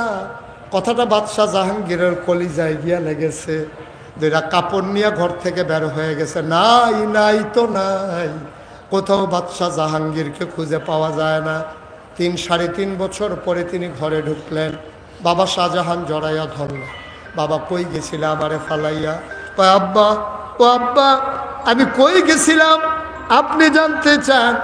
আপনি যে বলছিলেন কিয়ামতের ময়দানে আমার নূরের টুপি হবে, আপনার হবে না, আপনার মাথায়ও যেন নূরের টুপি হয়, ওই ব্যবস্থা করে দিয়ে আসলাম। বাপ বেটা দুইজন নূরের টুপি মাথায় দিয়ে হাঁটবো, কারণ আমিও হাফেজ হয়ে গেছি। তার ছেলে বাদশাহ জাহাঙ্গীর। সুবহানাল্লাহ বলবেন না? এই মাদ্রাসাটা, এই মহল্লায় যারা থাকেন, আপনার মেয়ের বিয়ে হবে, বাবুর্চি এসে জিজ্ঞেস করেছে কতজনের রান্না করবো? 250 রান্না করো। কই যে শুনলাম 150 জন বরযাত্রী আসবে, 250 কেন? কারো কই কি আমার মেয়ের বিয়ে হবে, মোহাম্মদিয়া ছেলে মাদ্রাসার হাফেজ ছাত্ররা একবেলা খাবে না, কিসের বিয়া? সুবহানাল্লাহ বলবেন না? 150 লোকের বরযাত্রা আর 500-100 হইল হাফেজ ছাত্র। এই 250 লোক বৈশা বৈশা খাবে প্যান্ডেলে। আপনার ছেলে বিদেশে যাবে, নিয়ত করেন এই মাদ্রাসায় প্রথম মাসের বেতনটা আপনি দিয়ে দেবেন, আপনি বোনাস পাবেন। নিয়ত করেন আমার ছেলের নতুন পাঞ্জাবি হবে, মোহাম্মদিয়া মাদ্রাসার এতিম বাচ্চাটা নতুন পাঞ্জাবি লাগবে না, তার ঈদ নাই, আমি অর্ধেকটা বোনাসের টাকা আমি এতিমখানা ওই বাচ্চাদের জন্য দিয়ে দেব, যেন ওরাও ঈদের দিনে সমহারে অংশীদার হয়ে ওদের আনন্দ আমাদের আনন্দ আমরা যেন ভাগাভাগি করে নিতে পারি। তাহলেই বৈষম্য বিরোধী বাংলাদেশ হবে। ঠিক কিনা বলেন? সুতরাং আমি আর ওই দিকে গেলাম না, আপনারা আপনাদের মতো করে গুছিয়ে নেবেন। রাত যেহেতু অনেক, সকালে অফিসে যাওয়া লাগবে। কিন্তু একটা মনের কথা আমাকে বলতেই হবে, বলে নেব। আজকে 33 বছর মোশতাক ফয়েজি মাহফিল করি, 33 বছর। এই 33 বছর মাহফিল করতে করতে মাহফিলের ভিতরে একটা অভিজ্ঞতা জন্মাইছে আমার। আজকে তোমাদের কলাবাগান মাঠে মাহফিল করতে এসে মন সাক্ষী দিয়েছে তোমাদের মাহফিল আমার আল্লাহ কবুল করে নিয়েছেন। একটা লুকো আমরা উঠবো না। যারা দাঁড়িয়ে আছেন, যদি মনে করেন বসার মতো ব্যবস্থা আছে বসে যাবেন, নাহলে তা দাঁড়িয়ে থাকবেন। আমরা যাব না, বাবার জন্য মায়ের জন্য দোয়া করব। আমি বুঝি বাপ কি জিনিস, আমি বুঝি মা কি জিনিস। ভিডিও ম্যান, আপনি ক্যামেরাটা এদিক দিয়ে ফিক্সড করে বসে পড়ুন। এটা বিয়া না, খেলা না, গান না, এটা ঘুরে ঘুরেই দেখানোর কিচ্ছু নেই। ফিক্সড করে দিয়ে বইয়ে থাকেন শিখা দিয়ে। মার হাবা বলেন, জুড়ে বলেন মার হাবা। যেই কথাটুকু বলছিলাম, আমারও আব্বা নাই, আমার আম্মা আছেন। আমি বুঝি বাবা কি জিনিস। আমি যখন কোথাও মাহফিলে যাই, যাওয়ার পরে ছেলেরা যখন আসে, হুজুর একটু দোয়া করেন, আমার আব্বা নাই। আমার মনে পড়ে আমারও তো আব্বা নাই। আমি যখন নাগাইশ গ্রামে ঢুকি, নিকশ কালো অন্ধকার, একাকী, সব ঘুমিয়ে আছে, পাখিগুলো আপন নিরে ঘুমিয়ে আছে, গরুগুলো গোয়াল ঘরে, শিশুরা মায়ের বুকে মুখ রেখে ঘুমায়, বেওয়ারিশ কুকুরগুলোও কোথায় যেন নিরাপদ আশ্রয়ে ঘুমিয়ে পড়েছে, প্রিয়তম স্বামী প্রিয়তম স্ত্রীকে নিয়ে ঘুমায়। আমি আকাশের দিকে তাকিয়ে বলি, মাওলা তুমি তো ঘুমাও না, আর আমি এখনো ঘুমাইনি। আমি আস্তে আস্তে করে আলতো পায়ে বাবার কবরের কিনারে যাই, বাবার মাথার কাছে বসে বাবার সাথে আমি কথা বলি যে বাবা, ও ঠিক আছে, ওকে ফাইন। তা আমি তখন বাবার কবরের কিনারে বসে গুনগুন করে কথা বলি, বাবা, বাবা, ও বাবা, তুমি কি চিনছো আমারে? আমি মুশতাক ফয়েজি। 11 বছর বয়সের রেখে আপনি ইন্তেকাল করেছিলেন। আজকে আপনার মুশতাক ফয়েজি অনেক বড় হয়ে গেছে। কত মানুষ সালাম দিয়ে রাস্তার কিনারে দাঁড়িয়ে যায়, আপনার এই মুশতাক ফয়েজি এখন অনেকে চিনে। বাবা, বাবা, আপনি যে কবরে ঘুমাইছেন, আপনার কবরে কি ওই 3 টুকরা কাপড় না আল্লাহ জান্নাতি বিছানা দিয়েছেন? আমি বাবার কাছে জানতে চাই, বাবা আপনি কবরে কি খান? আল্লাহ আপনাকে কি খাওয়ান? শীতের ভিতরে কি কম্বল দেয়, নাকি এইভাবেই মাটির কবরে আপনি শুয়ে আছেন? আমি আমার আব্বার সাথে কত কথা বলি, আমার আব্বা একটা কথারও জবাব দেয় না। আমি কাঁদতে কাঁদতে ঘুমাইতে যাই, আমি ঘুমাইতে পারি না।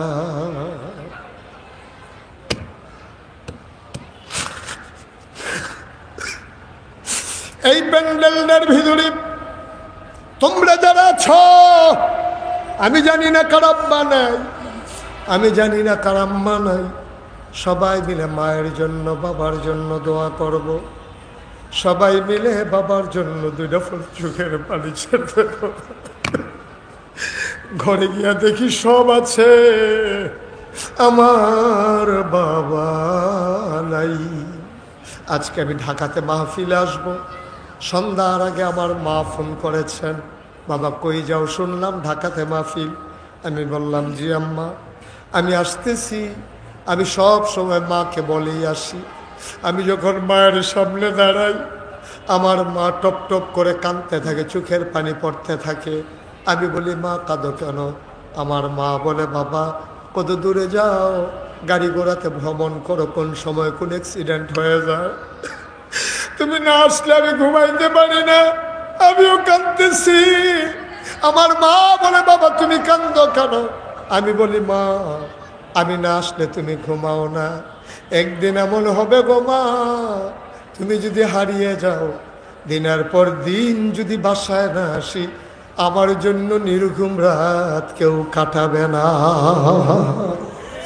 এমন আব্বা যারা কবরে শোয়াইছ, এমন আম্মা যারা কবরে শোয়াইছ, সবাই মিলে দোয়া করব। দোয়ার আগে একজন মানুষ সালাম দিয়েছেন, আসসালামু আলাইকুম ওয়া রাহমাতুল্লাহ। আপনার মসজিদের জন্য শরীক হলাম, আমার বাবা নাই, মা অসুস্থ, দোয়া করবেন। আমিন বলেন। আপনার সোশ্যাল মিডিয়ার সুবাদে আমার মসজিদের খবর পেয়ে গেছেন না? আমার মসজিদটা আপনাদেরকে একটু বলি, কষ্ট হচ্ছে আপনাদের? আপনারা দেখতে পাচ্ছেন যে মুশতাক ফয়েজি পীর সাহেব, আমি কিন্তু পীর সাহেব হতে চাই নাই। আমার আব্বা ইন্তেকাল করার কারণে দাদার পরে আমার কাঁধে দায়িত্ব এসেছে। আমার বড় ভাই আছে, 3 জন চাচা আছে, কাউকে দাদা দায়িত্ব নেই আমার কাঁধে দিয়েছেন। আমি হাউমাউ করে দিচ্ছি। আমি বলেছি দাদা আমি ছোট্ট মানুষ, আমি কেন হব? আমার ভাইয়া আছে, চাচারা আছে। আমি জানি কে পারবে, পারবে বলেই তোমার উপরে দায়িত্ব। আমার দাদা ইন্তেকালের আগে মাত্র 9 শতক জমি, কয় শতক? কথা বলো, কয় শতক? মাত্র 9 শতক জমি আমার দাদা আমার দরবারে দিয়েছেন। তারপরে আমি জমিন কেনা শুরু করলাম। এখন আমার জমিনটা, আমার দরবারটা 18 একর, 1800 শতক। মারহাবা বলবেন না? আপনাদের যে কলা বাগান, যে এই যে হাউজিং, এটা কি বলে, সরকারি স্টাফ কোয়ার্টার, এটা হলো 5 একর জায়গার উপরে। 5 একর, কয় একর? আর আমার জায়গাটা 18 একর। এবার একটু আন্দাজ করেন কীরকম। মারহাবা বলবেন না? আমার এখানে 10টা প্রতিষ্ঠান, একটা খানকা জিকির আজকারের জন্য, একটা দাখিল মাদ্রাসা, নুরানি মাদ্রাসা, হাফিজিয়া মাদ্রাসা, ধাতব্য চিকিৎসালয়, গণপাঠাগার, গবেষণাগার, ছাত্রাবাস, ইয়াতিমখানা, মসজিদ। আমার দরবারে মসজিদ ছিল টিনের ঘর। আমি চিন্তা করলাম, দৃষ্টিনন্দন, স্থাপত্য শৈলী মণ্ডিত, মুসলিম বিশ্বের এক অনন্য নিদর্শন, একটা আলাদা অন্য একটা প্যাটার্নের একটা মসজিদ করব। আমার যারা দরবারে ইঞ্জিনিয়ার আছে, মুরিদ, তাদেরকে ডাকায় 10 জন মিলে একটা টিম করে দিলাম। ওরা একটা মসজিদের ডিজাইন করে নিয়ে আসলো। দেখি বিশাল এক ভিউ দাঁড় করাইছে। বললাম, এই মসজিদ কত বড়? ওরা বলে, এই মসজিদে একসাথে নামাজ পড়তে পারবে 6000 লোক। আর আসতে কোন মারহাবা, কয় হাজার? কথা কেন, কয় হাজার? আমি বললাম, এই মসজিদ শুধু মসজিদ হবে না, এখানে মানুষের মনের চিকিৎসা হবে নামাজ দিয়া, আর শরীরের চিকিৎসা হবে হাসপাতাল দিয়া। নিচতলায় হাসপাতাল, দোতলায় 3 তলায় মসজিদ। অর্থাৎ 19,000 স্কোয়ার ফিট আমার হাসপাতালের আয়তন। 19,000 স্কোয়ার ফিট আমার নিচতলায় ধাতব্য চিকিৎসালয়, ফ্রি হাসপাতাল। বাংলাদেশে সরকারি বেসরকারি একটা হাসপাতালও ফ্রি নাই, অন্তত টিকেটের ব্যবস্থা হলেও আছে। আমি বলেছি, আমার এখানে টিকেটও লাগবে না, ফ্রি চিকিৎসা হবে। বিনা চিকিৎসায় অজপাড়াগায়ের একটা গরিব মানুষকেও বিনা চিকিৎসায় মরতে দেব না, একটু না একটু চিকিৎসা দিয়ে দেবো ইনশাআল্লাহ। এই জন্য নিচতলায় হাসপাতাল, দোতলায় 3 তলায় মসজিদ। যখন ওরা বলল 6000 লোক নামাজ পড়বে, আমি জিজ্ঞেস করলাম, এই মসজিদ বিনির্মাণে কত লাগবে? ওরা বলল, এই 15 কোটি টাকা। যেমনি কইছে মনে করছি 1500। আমি কই, কত কইলা? কই 15 কোটি। আমি কই, বেড়া দেখি চারটিখানি কথা মনে করছো, 15 কোটি আমি টাকা পাবো কই? গরিব মানুষ। কই একটা নিয়ত করেন। তখন একটা নিয়ত করলাম, আমি মুশতাক ফয়েজি 1 বছর মাহফিল করে যত টাকা হাদিয়া পাই, পুরো 1 বছরের মাহফিলের হাদিয়া আমার মসজিদ আমি দান করে দেবো ইনশাআল্লাহ। আমি 25 লক্ষ টাকা 1 বছরে একসাথে করতে পারছি। মসজিদে দিয়া আবার মসজিদের কাজ শুরু করেছি। 1 জুন, এই গত 1 জুন আমার 1 তলার ছাদ হয়েছে। ইঞ্জিনিয়ার আমার ডাকাই নিয়ে কয়, হুজুর ওই যে কইছিলাম 15 কোটি, ওই তো না। আমি ওই কী হইব? কয় 30 কোটি। আমি কই, 2টা ফিটা দে। মসজিদ করতাম, কইলাম কে রে, এখানে বাসা চাই না, কতক্ষণ ফিট। কয় হুজুর সুন্দর করে হইব তো, টেনশন করে না, আল্লাহ বিলাই দেবে। আজকে আসার আগে আমি একটু হিসাব নিয়ে বসছিলাম, দেখলাম 4 কোটি 33 লক্ষ টাকা আমি আজকে পর্যন্ত মসজিদের জন্য খরচ করেছি। 15 কোটি টাকার মতো আমার কাছে আছে। 15 লক্ষ টাকার মতো আমার হাতে আছে, আর 20 লক্ষ টাকার মাল আমার এখানে আছে। আগামী রমজানের আগেই আমরা দোতলার ছাদ দেব ইনশাআল্লাহ। এই মসজিদ আমি যখন মাহফিল থেকে যাই, আমার সন্তানের কথা তো মনে পড়ে না, মসজিদের কথা যত মনে পড়ে। আমি মাহফিলে গিয়া আমার ড্রাইভার, আমার পিএস, আমার মিডিয়া এক্সিকিউটিভ, ওদেরকে বলি তোমরা রুমে চলে যাও, আমি আসতেছি। আমি মসজিদের ছাদে উঠি, আকাশের দিকে তাকাই, আল্লাহর সাথে কথা কই, মাওলা ও রব্বাকারী, শুরু যে করে দিলাম, যদি মরে যাই অন্তত এতটুকুন হায়াত দাও যেন মসজিদটা শেষ করে আমার ইন্তেকাল হয়। আমিন বলবেন না? আমার এই মসজিদে ভিক্ষা করা মহিলা থেকে শুরু করে, রিক্সাওয়ালা থেকে শুরু করে, কোটি কোটি টাকার মালিক, কত মানুষের টাকা ঢুকেছে এখানে। আমি অবাক বিস্ময়ে তাকিয়ে দেখি, আকাশের দিকে তাকিয়ে আমি আল্লাহকে বলি, মাওলা তোমার বন্ধু নবী বলেছেন, মাম বানা লিল্লাহি মসজিদান বানাল্লাহু লাহু বাইতান ফিল জান্নাহ, যে দুনিয়ায় মসজিদ বানাবে আল্লাহ তুমি নাকি তার জন্য জান্নাতে ঘর বানাবা। সুবহানাল্লাহ বলবেন না? আমি চাই আপনারা রাজধানীর মানুষ, সারা বাংলাদেশের মানুষ, আপনারা পরিশ্রম করা খেটে খাওয়া মানুষ, আপনাদের মাঝ থেকেও আপনারাও অন্তত যে মানুষটা আমি বলার আগে তার মায়ের নামে বাবার নামে দোয়া চেয়ে 1000 টাকা আমার মসজিদের জন্য দিল, আমি চাই এখানে যারা আছেন অন্তত 2টা টাকা দিয়ে হলেও আমার এই মসজিদ বিনির্মাণে আপনি গর্বিত সদস্য হবেন, যেন আপনি গর্ব করে বলতে পারেন নাগাইশের সেই 30 কোটি মসজিদের বাজেটে আমিও সেখানে শরিক আছি ইনশাআল্লাহ। এখানে অনেক লোক আছেন, ইচ্ছে করলেই 100 বস্তা সিমেন্ট দিয়ে দিতে পারে, ইচ্ছে করলেই 200 বস্তা সিমেন্ট দিয়ে দিতে পারে। মাশাআল্লাহ। আমার ভগ্নিপতি, আমার ছোটো বোন জামাই ডাক্তার জাহাঙ্গীর আপনাদের মডার্ন হাসপাতালে আছেন, অনেক প্রথিতযশা ডাক্তার। উনি ইনশাআল্লাহ ইয়ে করেছেন, কি জানি প্রফেসর, এখন ইনশাআল্লাহ এখানে মডার্নে আছেন। যাবেন, মানুষের সেবা করার মন মানসিকতা আছে। ডাক্তার জাহাঙ্গীর আলম উনি 2000 টাকা দিয়েছেন। আমার সভাপতি মাহফিলের 1000 টাকা দিয়েছেন। জি, এই ভাই পকেটে যা ছিল ওইটাই নিয়ে আসছে। মাশাআল্লাহ। শরীক থাকা, আপনি দিলেও মসজিদ হবে, না দিলেও মসজিদ হবে। আপনি যদি মনে করেন আমিও শরীক থাকলাম, ওকে ফাইন, মোস্ট ওয়েলকাম, আহলান সাহলান মারহাবা, আপনাকে স্বাগতম।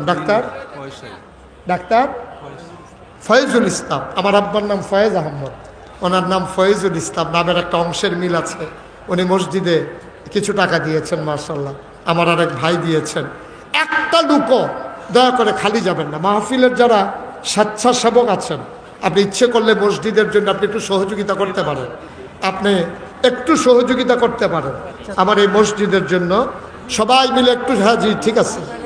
এই যে আমার দরবারের বিশিষ্ট খাদেম উনি আছেন, আরও আমার যারা আছেন, বিশেষ করে ভলেন্টিয়ার যারা আছেন, একজন লোক উঠবেন না, আমরা আব্বা আম্মার জন্য দোয়া করবো। ব্যাগ দরকার, আপনি পাঞ্জাবির ভিতরে এভাবে নিয়ে নেন। মাশাআল্লাহ, উঠা যাবে না, পারলে দেবেন, না পারলে নাই, উঠার দরকার নাই। আমরা সবাই মিলে দেন, অসুবিধা নাই। নবীনগর ব্রাহ্মণবাড়িয়াতে বাড়ি, উনি আমার ভাই, কিছু শরিক হয়েছেন, আল্লাহ যেন হেফাজত করে দেন। ঠিক আছে, আমরা আপনারা উঠে আসার দরকার নেই, ছেলেরা আসবে, ভলেন্টিয়ার যারা আছে ওরা আপনাদেরকে সহযোগিতা করবে ইনশাআল্লাহ। আমরা সবাই মিলে তওবা করি, যারা পারেন টাকা দেন। ওকে ফাইন দাও, ওই বাচ্চাটার বাবা মারা গেছে, এবার হাফেজ হয়েছে, তোমার মাথায় পাগড়ি পরালাম। ও মাশাআল্লাহ, মাশাআল্লাহ, দেখছেন ছেলেটার বাবা নাই, মাথায় পাগড়ি পরিয়ে দিলাম, হাফেজ হয়ে গেছে। মারহাবা বলবেন না? সবাই মিলে আমরা তওবা করি। উঠার দরকার নাই তো ভাই, পারলে দেবেন, না পারলে নাই, টাকা লাগবে না। তারপর উঠতেছেন কেন? জি দেন না, এখানে দেন। ওকে, চান্দোলা বাড়ি আমার পাশের গ্রাম, ওখান থেকে মাশাআল্লাহ দেন, এদিক দিয়ে দেন। আল্লাহ যেন কবুল করে, আমরা প্রাণ ভরে দোয়া করবো ইনশাআল্লাহ। সবাই আমার সাথে পড়েন, আউযু বিল্লাহি মিনাশ শাইতানির রাজিম। জুড়ে পড়েন সবাই। আর ছেলেরা আসতেছে, আপনি একটু সহযোগিতা করেন, একটু ভেতরে যান। সবাই আমার সাথে পড়েন, আউযু বিল্লাহি মিনাশ শাইতানির রাজিম,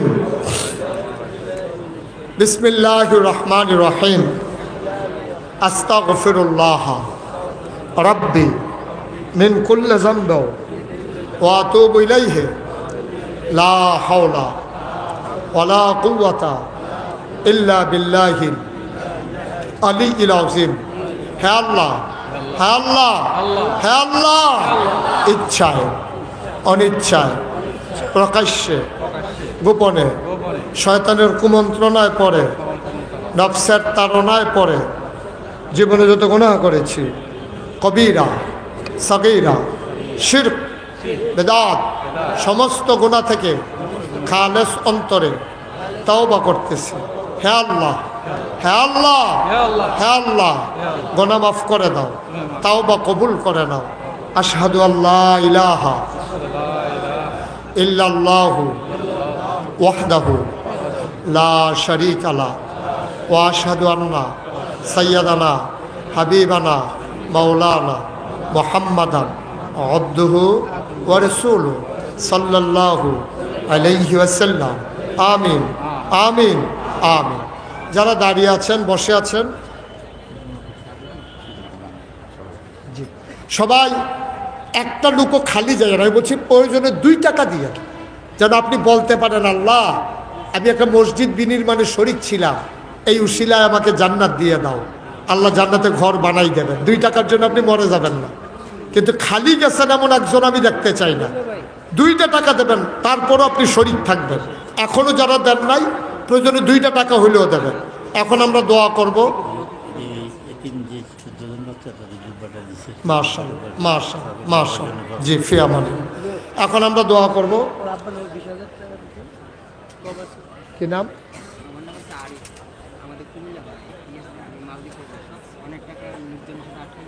এতক্ষণ না কেন, সংক্ষিপ্ত বলো। একটা ছেলে কুমিল্লাতে বাড়ি, মালদ্বীপে থাকে, ওর বাবার নামে ও 20,000 টাকা মসজিদে দেবে। আল্লাহ যেন কবুল করে, সবাই করে আমিন। আপনি ফোন নাম্বারটা দিয়ে দেন, ওর ফোন নাম্বারটা দিয়ে দেন। হ্যাঁ কার্ড আছে, তুমি দাঁড়াও, কার্ড নিয়ে নিও। আমরা সবাই মিলে, আপনারা অনুমতি দিলে, আপনাদেরকে আপনারা দাওয়াত দিয়ে এনেছেন, আপনাদেরকে বসিয়ে রেখেছেন, কৃতজ্ঞতা প্রকাশ করতে চান আমাদের সম্মানিত সভাপতি। ওই মাইকটা কি দেওয়া যাবে? একটা মাইক অথবা এটা দিয়ে। জি জি, আমাদের সম্মানিত সভাপতি আপনাদের কাছে কৃতজ্ঞতা প্রকাশ করবেন, তারপরই দোয়া হবে। দয়া করে একজন উঠেন না, দোয়ার আগে উঠতেছেন কেন আপনারা?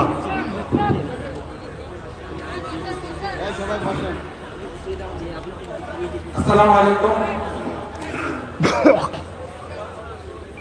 আজকে সম্মানিত আমাদের প্রধান বক্তা উপস্থিত আমাদের এলাকার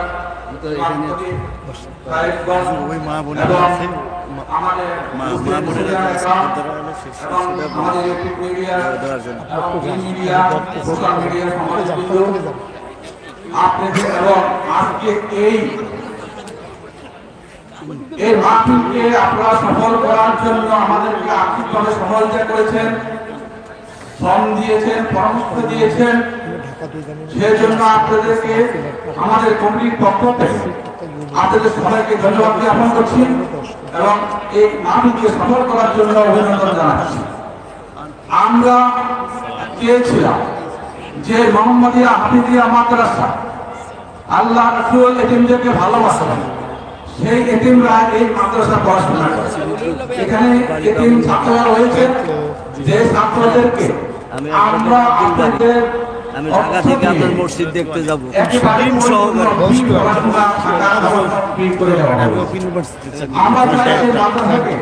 আপনাদের সহযোগিতা আগামী দিনগুলোতে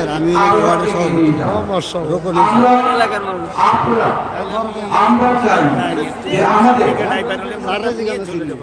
আমাদের আল্লাহ একজন, আমরা মুসলমান, আমাদের ধর্ম ইসলাম, আমাদের সংবিধান আল কোরআন। সুতরাং আমরা মুসলমান, আমাদের ভিতরে কোনো ভেদাভেদ থাকতে পারে না। আমরা চাই বাংলাদেশের মাটিতে সারা বিশ্বের আগে আল কোরআনের সংবিধান ঘোষিত হবে, ইসলামের পতাকা উত্তোলিত হবে।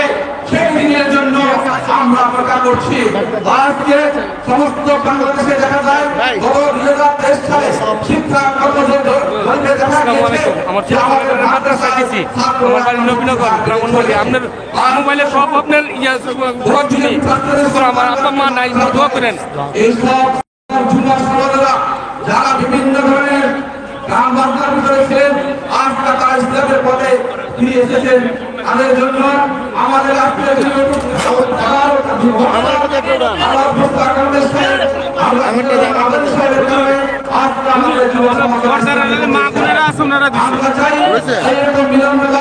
আগামী দিনে